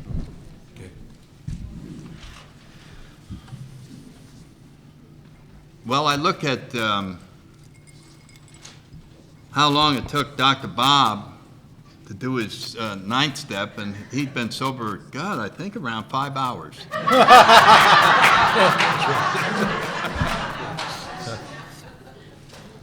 And I think in the 12 and 12 it said, as far as making amends, we don't want to rush into it. And a lot of people remember that sentence. You know what the next sentence is? We might want to wait several weeks or longer. Several weeks. Okay, so obviously as fast as the person can take. And when I sponsor people, it is basically meeting at my house at the time that I said, and we meet for an hour to an hour and a half, and we go through one step each week, with the exception of 4, that could take a little bit longer, and 8, and getting 9 organized as to what approach to take on each amend. But I would say the whole thing is 15, 16 weeks. And then it's maintaining, and it is calling with a specific situation so that I can show him another way of looking at it. That is generally all that's required, is that you get stuck and disturbed by something because in your disturbance it's impossible to see it spiritually. And when you see it, and then you just go, oh yeah, and then it just boils down to, I either need to forgive somebody or make an amend. That's the end. There's not anything else to do. You follow what I'm saying? It just, but that's my pace. I don't know how fast you go through. Let me just underline a couple of things Sandy said. In fact, I'm starting a group on Tuesday coming, and in this one, by just luck of the draw, we are anticipating 16 weeks, and in that one, we're going to do a very focused thing on steps. There are a lot of ways to take people through the program. And because of my travel schedule, I'm never around enough to reliably work one-on-one. And so I've had to opt for going to group. And so I've done a lot of long-term big book workshops. The big thing is getting folk through the program. If I had the luxury of time, I would no longer do it one-on-one, because I think there's an extra value in the group experience. And I like that group experience because that's where we're going to spend the rest of our lives, is in groups. And so I like to get folks sort of conditioned to the fact that the group is a powerful resource. You know, so I lean in that direction. And so to me, the time to take a step is when you get to it, no matter what it is. I'm always a little bit uncomfortable with those kind of production line things that'll often happen in treatment, where it's just sort of scripted out of a quick deal. Sometimes it's effective, but often you have to go back and redo it. So if I'm going to err, I had rather err on the side of too quickly than too slowly, because you can always go back and steady your work. And so I like to just move on, and Dr. Bob's style is fine with me. Yeah, that's a good question. Very good question. Yeah. I'm Betty Gardner. I'm an alcoholic. Hi, Betty. You know, I suddenly feel very shy about asking this, but you know, Sandy, you were talking about the spirituality of the program, and for many, many years, always sent to a psychiatrist or a therapist. Okay, at the same time I'm working the steps, I was taught how to work the steps, thank God. I was taught to get on my knees, but I gave my power to this outside enterprise. So guess what? Now all the people that I get to sponsor are all on medication and seeing psychiatrists and therapists and all of this, and I try to emphasize the steps and how it has worked for me. And I don't know, I really feel powerless over this. Maybe God I don't know, so I thought I'd mention this. I think it's a problem. I thought I was the only one that was being treated with medication for all those years. And I was told in 2001 that I would have to take the medication for the rest of my life. Well, guess what? I don't have to. So how do I don't know, you know, and then I'm told, be careful, be careful. So.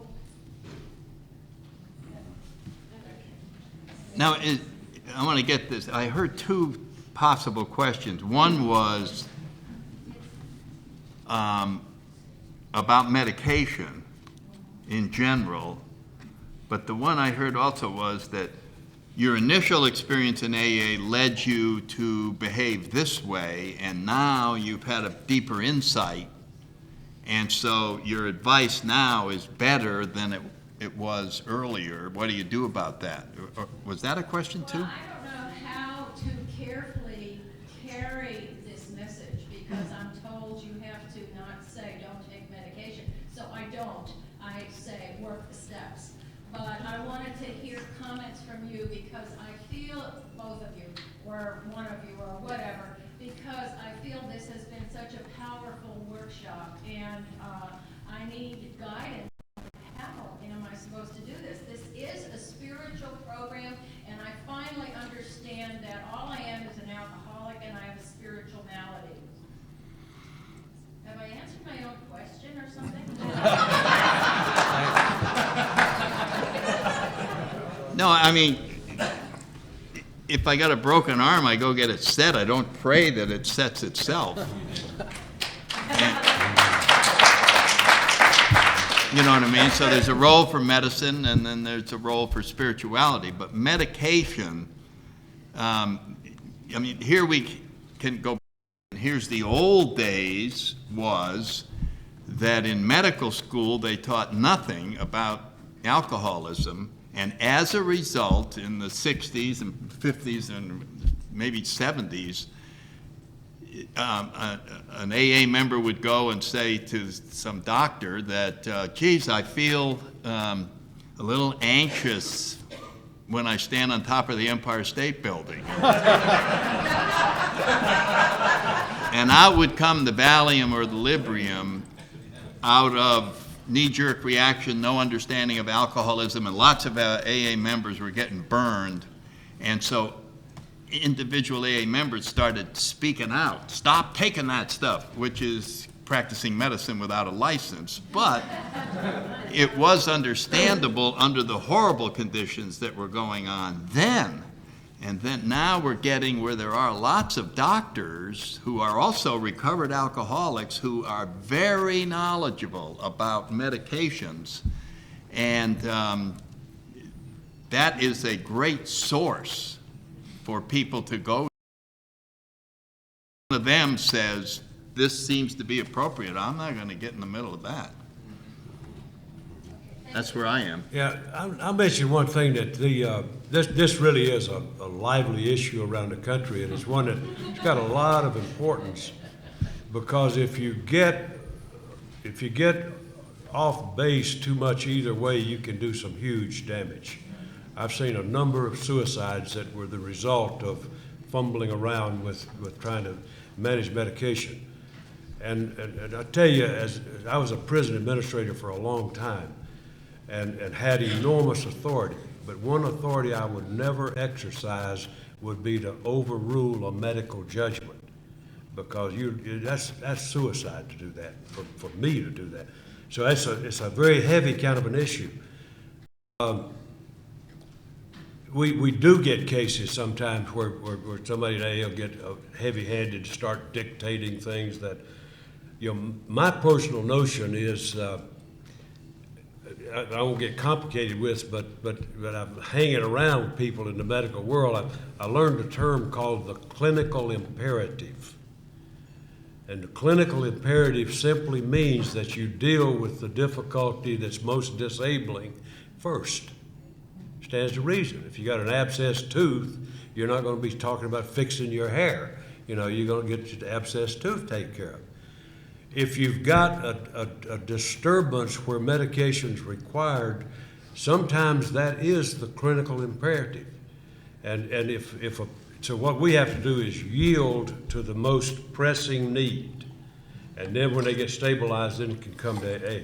But it's a very critical thing. On the average, on just the average walking-in case, most people tend to get slapped with some diagnoses, which may or may not be for real, but they'll get into medication, and it really is a temporary thing. It ought to be a temporary thing. I'm a great believer in a guy from New York, an internist, I can't think of his name, but he's prominent in dealing with people who do alcoholism work. And Stanley Gitlow is his name. Oh, yeah. Yeah, Stanley Gitlow. And he's a brilliant man. He says that he would not make a secondary diagnosis on an alcoholic till he'd been sober at least 2 years, because the false effects are that traumatic.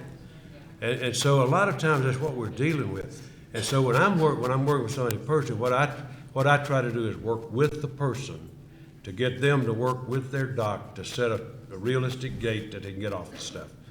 And beyond that, I think we're in real jeopardy when we start going beyond that kind of thing. Yeah, so it's a very valid concern. Thank you. I'm Elizabeth, I'm an alcoholic. Hi, Elizabeth.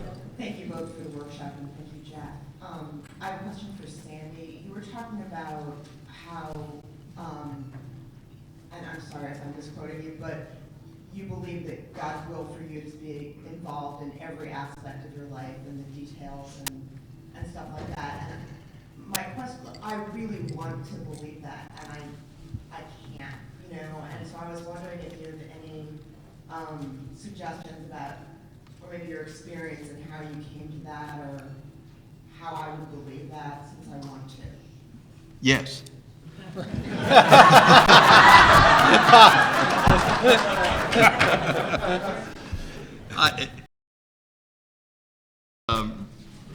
Occurred with me after 25 years of, reading what the book clearly says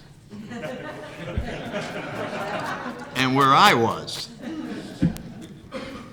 And so I'm going, well, how do I get from here to there? And I'm going to tell you, I covered it when I was talking. I decided to. There was never anything more than that. I just, on several different occasions, I just decided to try a day where I imagined myself communicating with my higher power about everything. All right, what should I be doing now? What should I, no. Was I getting answers, like a voice or anything like that? No, I wasn't getting that, but what I was sure of was that I was closer to my intuitive nature than at any other time before that, which is the highest level of thinking that human beings are capable of, is to, we intuitively know. You remember how sometimes you just go, I don't know why, but I just knew this, and I just knew. So then I said, well, how could I be there more often? How could I be there more often? I think I'll decide to try and be there more often. Now, the problem is, part of me, anytime I move closer to my higher power, I threaten my ego. So I'm going to veto that. I've never had a decision to make a spiritual progress step without a backlash later on. What are you doing that? Hey man, that's dangerous in there. You go turn it over. There's no one there to take it. What are you doing? You can't be out there. You better blah, blah, blah. And now, after all these years, I realize it's always going to be there. I decide that, and then there's going to be this thing where you're going to be in trouble. I'm going to, and then it goes away. And then it goes away. So basically, it's always been a decision, just like everything else is. How do you get to graduate school? You decide to go. The third step made a decision, And so a lot of times, because of my ego, I take back decisions. I got to make them again. I got to make them again. And so that's why outside literature sometimes inspires me. I read, oh yeah, look how hard this guy had to work. You read some of these guys, they had to struggle for a year to let go of something. And you go, oh, well, then I'm not weird. Okay, so I can, but it always ends up being a decision. Yep. Hi, my name is Joy. Hi, Joy. Just something while I was waiting in line, Tom. You said that you would prefer to work with your people as a group. Working with new, sober, alcohol women as a group doesn't work. You don't like each other. It doesn't work. My question is a CPC question.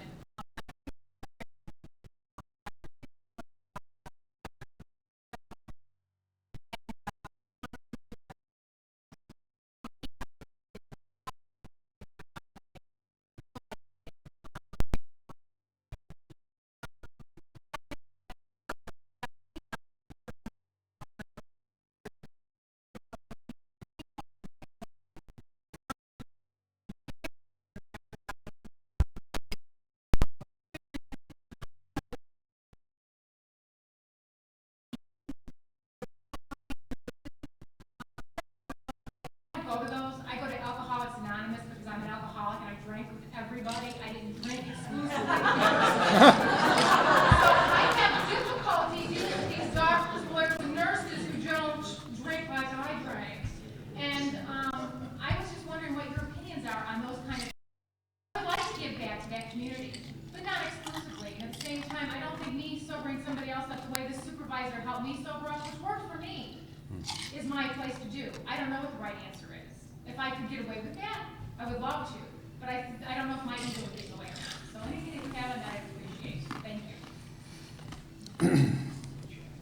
It's one thing about the program, it affords us as much privacy as we want.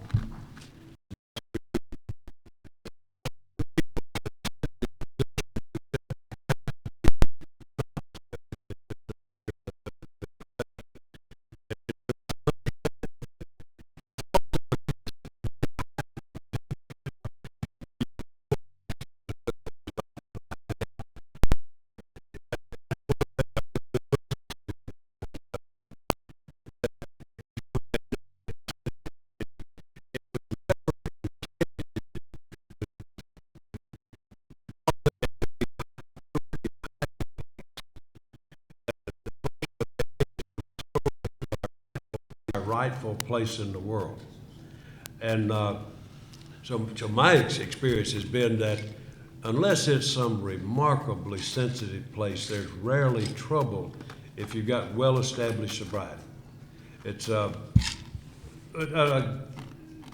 think of a thousand examples. Well, I'll give you a ludicrous sounding thing, but yeah, I think it makes a point. I had a friend who was an attorney, and he was walking down the street one day, and he met a fellow attorney who was having a lot of trouble with booze. And so my buddy stopped the guy and chatted with him a minute and said, man, why don't you give it up and come on to AA? And the drunk attorney said, oh man, I couldn't do that. Man, if word got out about that, it would ruin me. And my buddy said, if word got out that I was not in AA, it would ruin me. And so, so most of the time, if there's not some inordinate demand for anonymity, most of us can do effective work without a lot of fanfare, without a lot of notoriety, and it's usually handled very well.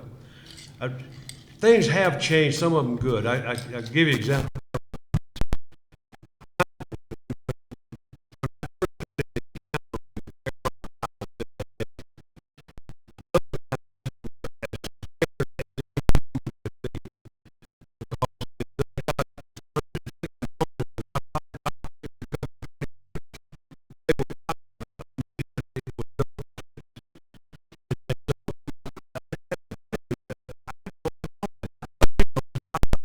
And I didn't know what was wrong with him. I knew he was flinchy about something, but he didn't have a name. He had initials. His initials were CC. Oh, yeah. And Yeah, that's right. See how anonymous he was? He was standing. But this guy and I were buddies, and one day I asked him, I said, what is your name? And he looked all around and he said, CC. But don't tell anybody. Well, and today we've got a lot more freedom with that. So I'm tap dancing around that because it's not a real forthright kind of way to do it. I tell you this, I'm about as anonymous as a train wreck. And if there has ever been one iota of injury, embarrassment, or anything else as a result of that, I don't know it. I don't know it. I'll give you one other example on that, because I think it is. Sometimes you grow up with this illusion of the need for anonymity and grossly exaggerated. For a lot of years when I was flying somewhere, people would ask me where I'm going. I'm really always going to AA stuff. Yep. And so people would ask me, and I would just sort of be evasive. I wouldn't lie. I'd just sort of avoid the truth. And so I say, I'm going to Chicago. What for? Conference? What's it about? I say, it's about alcoholism. Well, this is not about alcoholism. It's part of the agenda, but it's about recovery. It's about new life. And one day I was flying somewhere, and I thought, why on earth do I do that? That's got nothing to do with anonymity. Absolutely nothing. What it has to do with is either pride or fear. Well, what's anonymous about a steel tube 35,000 feet in the air, for God's sake? And I said, man, that's dumb. And I said, I ain't going to do that anymore. And from that point forward,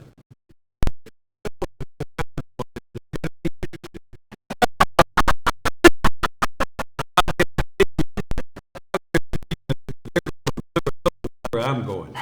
And they're going to know something. And the important thing is, not only have I never had an awkward situation, I have never had a single person that wasn't more than interested. Practically every one of them's got one in their tree. Every family's got one. I find some that they're the one. I found runaway Al-Anons. It's amazing what happens when you just open up. And that's what this program is about. It's about being able to be free, to be who I am, to just be open and natural and not furtive and guarded. And so as much as humanly possible, I hope you'll move in that direction, because that's where the liberation is. And I know you got to protect your flanks, but don't sacrifice the farm in the process. So they have all the best. Thank you. Do you bet that? I'm Ken, I'm an alcoholic. Hi, Ken. I would imagine that there are a lot, or rather that there is a lot of profit to be had from other organizations, whether it be, say, treatment facilities or what have you. And what kind of conflicts have you run into with regards to AA over treatment facilities? Because what's more important, the bottom dollar or the welfare of the individual? I hear so many people say they've been from one facility to another, to another, to another, and instead of getting caught in what some people call the revolving door of AA, they get caught in the revolving door of a treatment facility. Okay, what can we do to prevent them from even getting that far into the trap of a treatment facility? That's question number one. And the other question is, what can we do within our own groups to keep people from getting caught in that trap? One thing my home group does, we have what's called couch duty. Okay. Called what? Couch duty. Uh-huh. Okay. Where someone who is like real fresh and has no place to stay at one person's house for a few days, and then someone else's house for a few days, and someone else's house for a few days, and we like work with alcoholics. It appears to me that the treatment facilities take away that desperation of that one-on-one that you were talking about earlier, with tapering off those who are like real bottom cases. So what can we do about that? There's a fine line between what we can do and what we ought to do. The treatment facilities are an outside issue. And the conflict I have with them is zero, because I don't have any reason to have any conflict with them. They are an outside entity, so I don't have any sort of a range war going with those folks. If I think what you guys are doing, it sounds a lot like the old-fashioned 12-step work we were doing. Yeah, I suspect that we're going to be doing more and more of that, because the advent of treatment is upon us, and it's getting increasingly difficult to find places for treatment that's affordable. And insurance companies are quitting paying, and so where there used to be treatment centers, there are now hot dog stands. So those who yearn for the good old days are going to get their prayers answered, because those days are coming back. So that's certainly one alternative. I personally don't hesitate to recommend somebody to a treatment center, but only, and my criteria is very simple. If they cannot stay sober for one day, I'll recommend treatment. But if they can stay sober for one day, that's what you need to get going in AA. And so I think there's a great place. Everybody doesn't need treatment. We went through a time when, I swear to God, I felt sorry for alcoholics. They could drink a half a pint, and somebody capture them and have them in treatment. And I thought, boy, that is really, what a cruel thing to do to somebody. And he got started good, and somebody already got him captured. So I think you can overdo it. And so I think I'm lined up pretty solid with what you guys are doing. The reason I say it, be cautious about how far, when we get into trying to influence an outside entity, we're in the wrong ballpark. But with the drunk that we're working with, whatever we can do to help him get the closest to the scene of the crime, the better. I really like to see somebody be able to get sober the old-fashioned way when they can, but sometimes they can't. So anyway, I said enough about that, I think, but I commend you for what you guys are doing, for sure. Yeah. Hi, my name's Matt. I'm Harold Sober Alcohol. Hi, Matt. Yeah, Tom, I'm just wondering, I need some clarification on the fifth step of admitting God to ourselves and to another human being, the exact nature of our wrongs.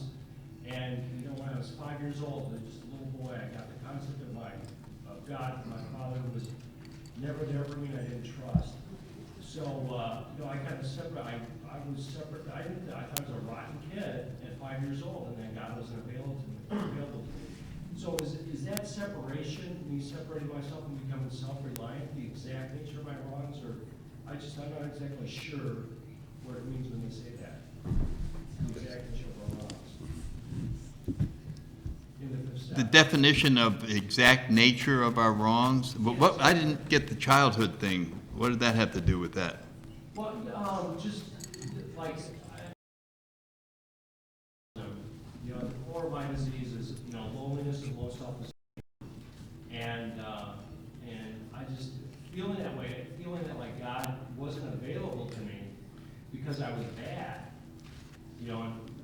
Where a 5-year-old kid comes up with that, I don't know. But, I'm just trying to figure out, I want to carry this message, and when I sponsor people, and if I ever, hear somebody's fifth step, I wanted to be able to explain to them, what is the exact nature of our wrongs? Is everybody, are all of our, the exact nature, is it the same for everybody, or is it different for different people? Oh, okay. Well, I think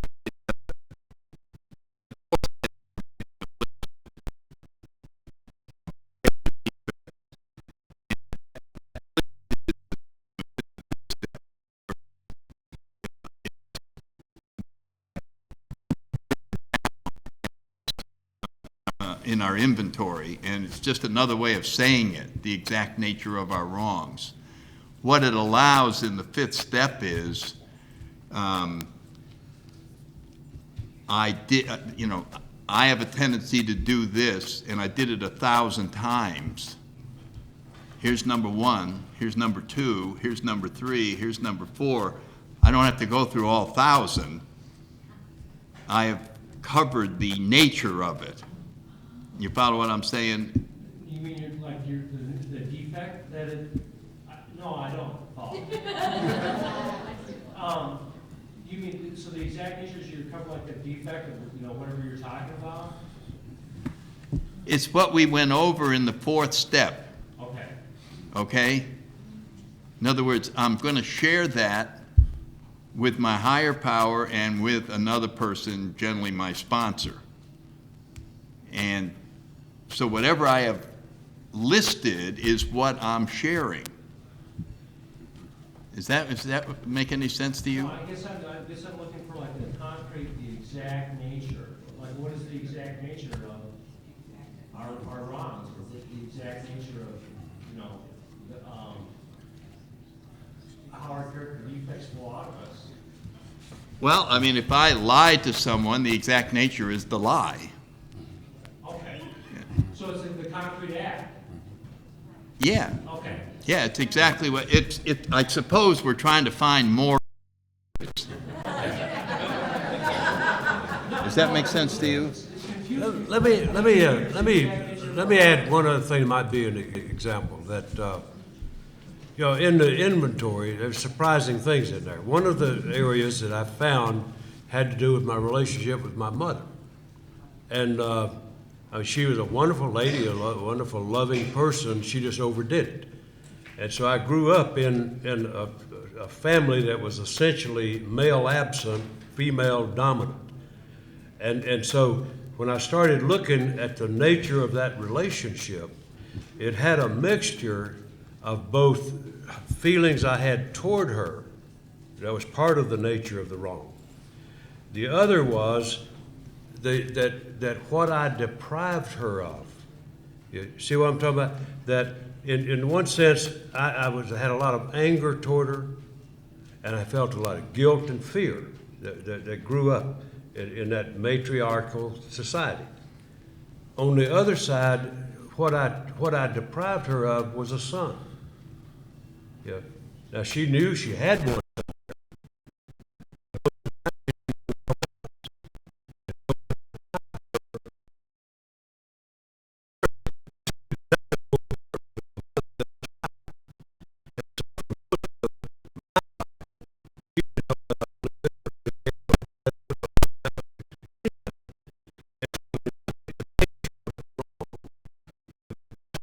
What starts to come out, you know, was that there was a real damaged relationship there. And the wrong sort of generalized into a general ability to have relationships with people. You know, kind of revealing that as I started dealing with that, you know, I saw that fundamental to have relationships went back to that. And so the importance of getting down to the nature of the wrongs is that that's where the freedom comes from. And so just, you know, going to that kind of detail, it helps me to get a real handle on what I'm doing. It also sets up the amends process very deeply, too. Yeah, I guess when I do fourth and fifth step, I'm actually helping on the fourth. And it's just a technique I developed in the last 15 years. Rather than let somebody completely bring it, we just start and I go, let's just talk about this. Well, I got this down, and then I flesh it out and say, well, do you see that this implication and that implication? And I guess that really is the exact nature, is the ability to see the third dimension of it. Yeah. I just never connected it with those words. I'm glad Tom did today. Hi, Beth. Thanks, Jeff, for your service, and thank you so much. Pull it down a little bit. My name is Beth. Thanks, Jeff, for your service, and thank you so much. Sandy, I think I heard a tape of yours. Are you a surfer? No.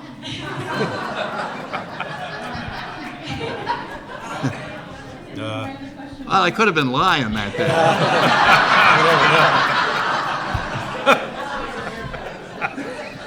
You bet. My other question was, if you had, either one of you had a personal experience with Dr. Bob or Bill, and if you could just share a story about that. About what? Your a personal interaction with Bill or Dr. Bob, just like a little story about. No, every year my friend Hal Marley would say to me, you want to go to the Bill Wilson dinner with me, and I would say I don't have enough money. And it was just from Washington to New York. And after about 6 years, he said, you know, he's not going to live forever, and you're going to regret that you never met him. Well, he was right, because in 1971, he died, and what would I give to be able to say I shook his hand or had a picture of me and Bill? But I didn't meet, and obviously I didn't meet Dr. Bob. He died in 1950. Now, I did have the privilege. I did. I went to my first international convention in Toronto in '65. And my primary motivation, I mean, I was broke, man. I'm just out of jail. I couldn't afford it. But my primary motivation was that I thought that would be my last chance to see Bill. And for some reason, I wanted to see him. You know, I didn't want to tell him anything. I didn't want to press on him or anything. I just wanted to see him, make sure he's there, you know. And so I went up, and of course I saw him a lot. He was like the Energizer Bunny. He was just all over the place. And then one day we had a traditions meeting, and you can always count on a skinny crowd. And I went in. There was about probably 35 of us in a room. I had a chance to sit down and listen to Bill. We weren't fishing buddies. We were just people in a meeting. But to hear our founder articulate about the program, the thing I mentioned about anonymity a little earlier, I listened to him tell that. I listened to him describe the vision that he had for Alcoholics Anonymous. And one of the things, I mean, it's unforgettable words. It was not Sermon on the Mount, but it came from him. And one of the things he said was that he was talking about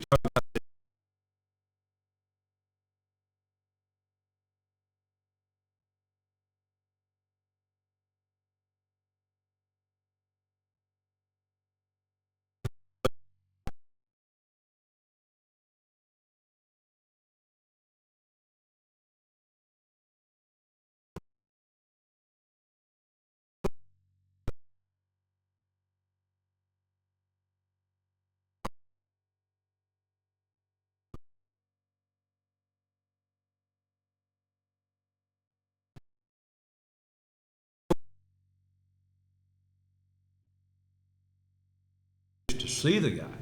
Yeah, it was just to be there, to feel that energy, to appreciate his intelligence, his creative, God, what a creative man. And so, yeah, and I did and value it to this day.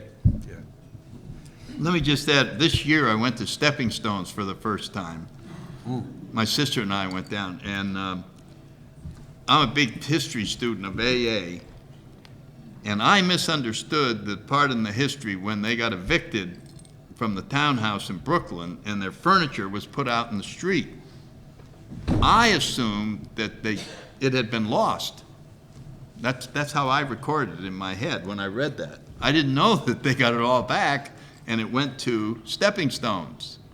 So when we went into the kitchen and the person who was giving the tour said, "This is the table that Bill and Ebby sat at." I said, "It is?"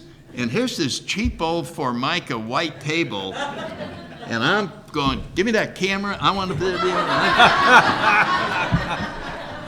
So I got one in my briefcase, and when I show it to non-alcoholics, they really look weird.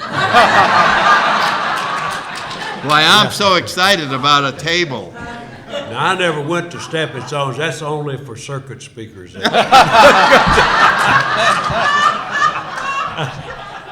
Just 1 minute here. Let me tell you one other thing that you're looking for nostalgia. I'll tell you one other thing. In '85, I was invited to speak at the 50th anniversary of AA in Akron. And God knows that's a monumental occasion, a monumental experience. And my first thought was, why on earth would they invite a guy like me? I mean, hell's bells, they could get Nobel laureates, they could get scientists, celebrities, billionaires. Why would you get some junkyard dog from North Carolina? And that's just the instinctive insecurity about it. But then I thought about it, and I said, well, why wouldn't they? Because this is not about the rich and famous and powerful and brilliant. This is about folks who've been broken and healed. So I got over it and went up, and after I spoke, we went over to Dr. Bob's house. Now, this wasn't planned by anybody. That table reminded me of it. I sat down, somebody said, would you like a sandwich? I said, yeah, let's do it. So I sat down, if you can picture this, with his son, Smitty, and his daughter, Sue, and me. Now, I didn't say a word, but I'll tell you what, I was about to dump with that sandwich because, boy, that was overwhelming. Yeah. That's where you see a vision realized, a vision come real. And so that was just a tremendously important occasion for me.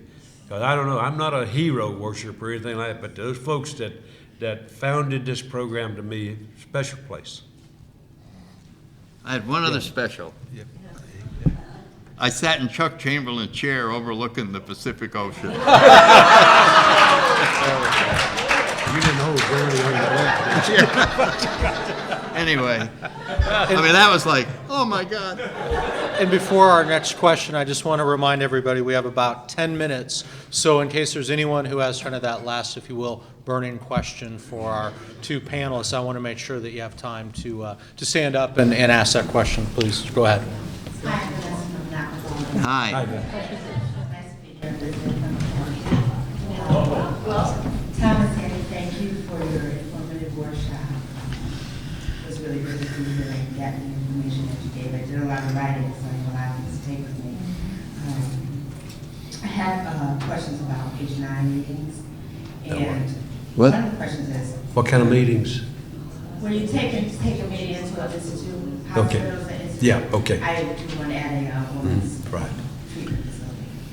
And I guess, I just wanted some information on guidelines as to, the types of meetings, if you should do specific meetings, if there should be a certain focus, if you should, be trying to teach something, and if so, what, a format, or, I know you bring in speakers, but you like to try to do other things also.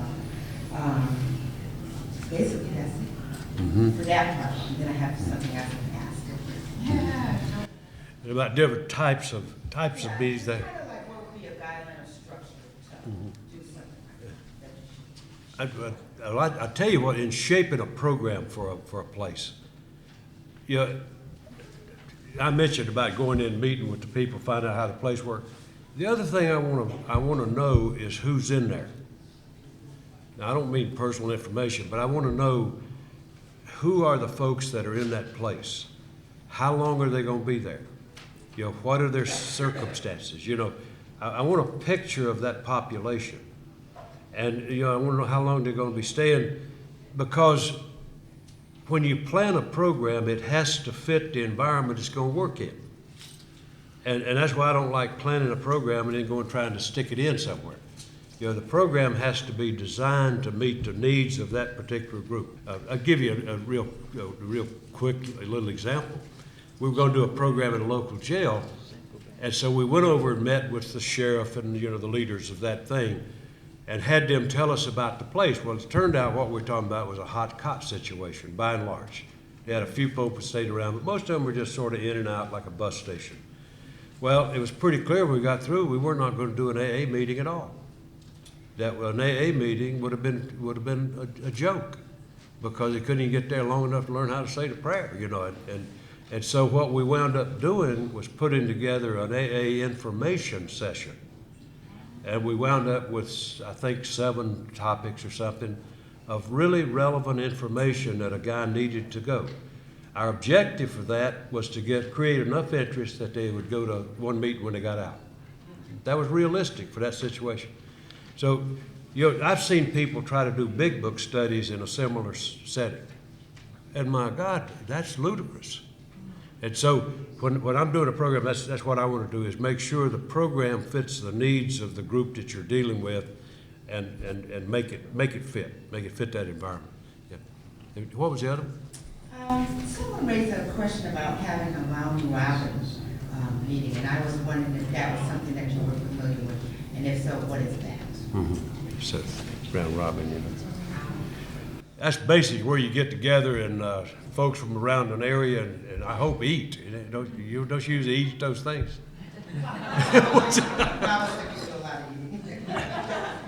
I'm not sure about that. I think they serve a great purpose. I think eating meetings serve a good purpose.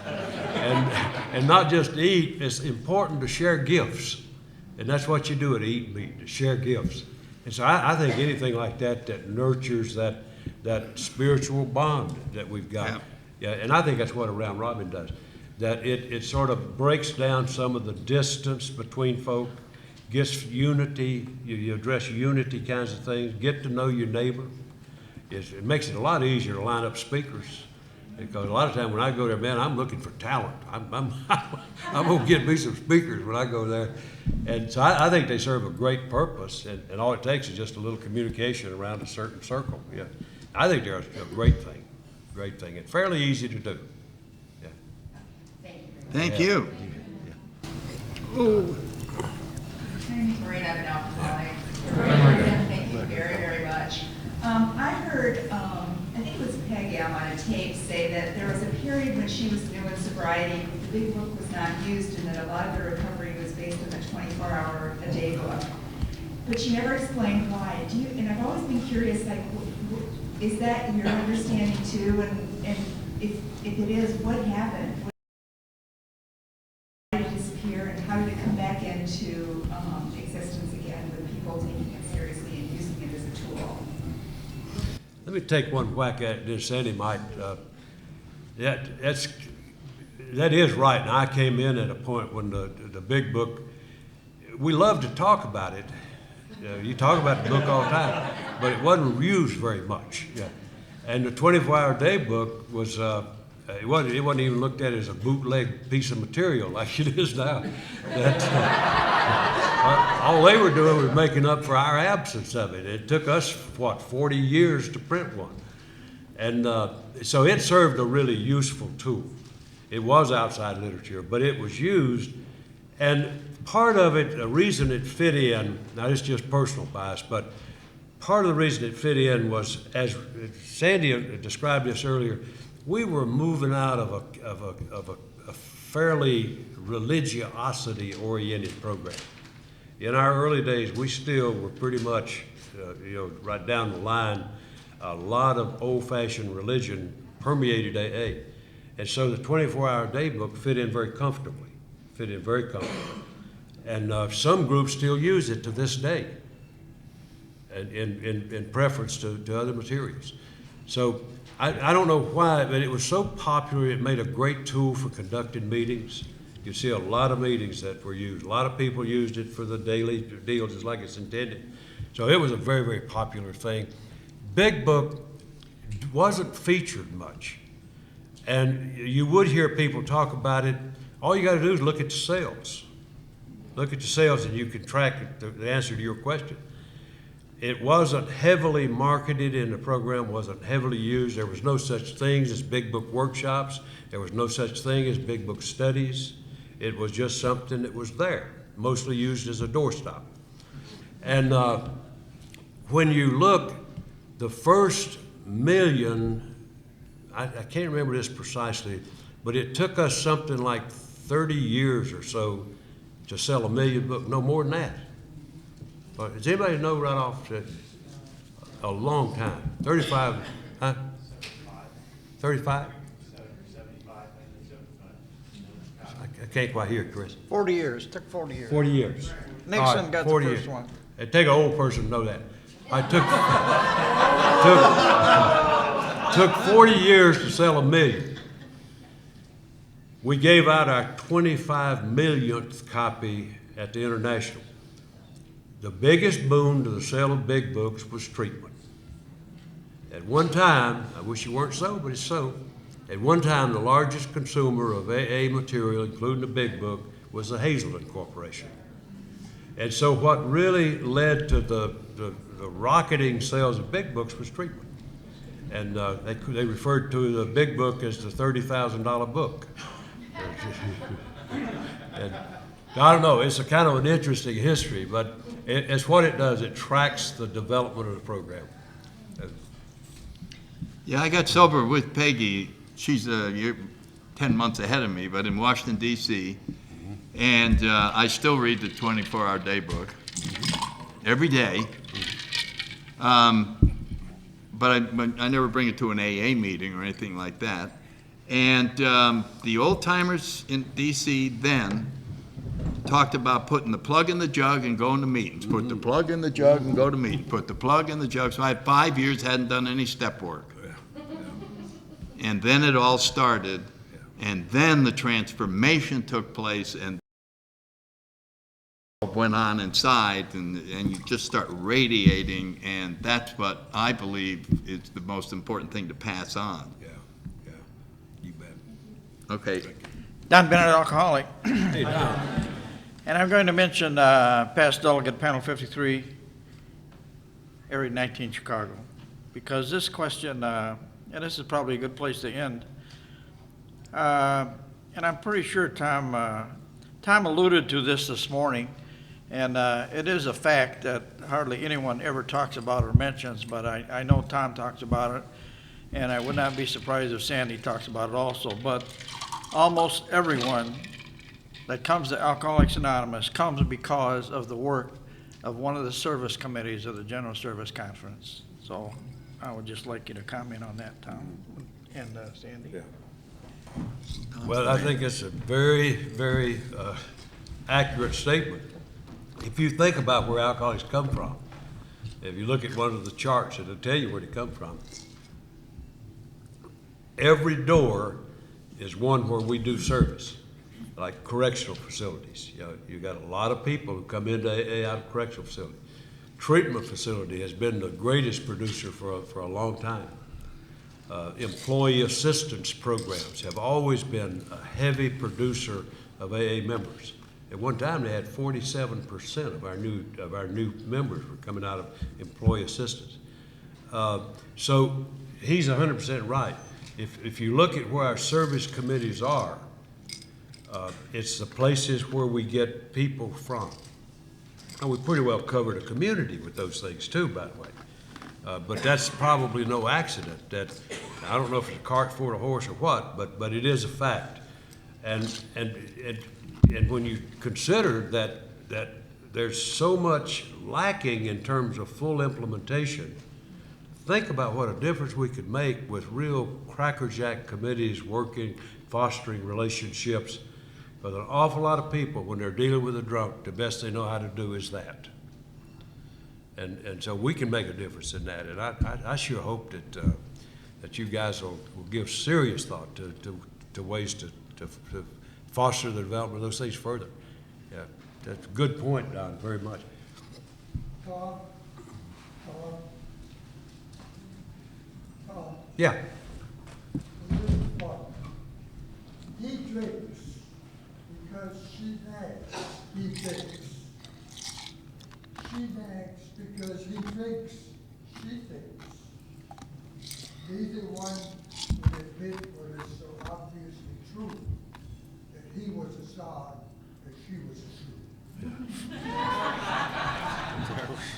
Well, that's the ending for today, then. Well stated. Yeah, we're quitting. Thanks for watching the channel. Taper Dave here. Just curious, do you think this is better than Zoom? Okay, this is how I prepare my drone for launching. I like to do it inside the cab of my truck so I'm not standing outside in the weather. To install the joysticks for control, up and down, right and left, powered on. I have an Android phone that I use to connect it to the drone with. And it's actually controlled through the iPhone, through an app. Oops, wrong way. It's actually controlled through the iPhone, or through this Android phone, through the app. It's actually controlled through the Android phone, through an app, and you connect it through this short connection right here.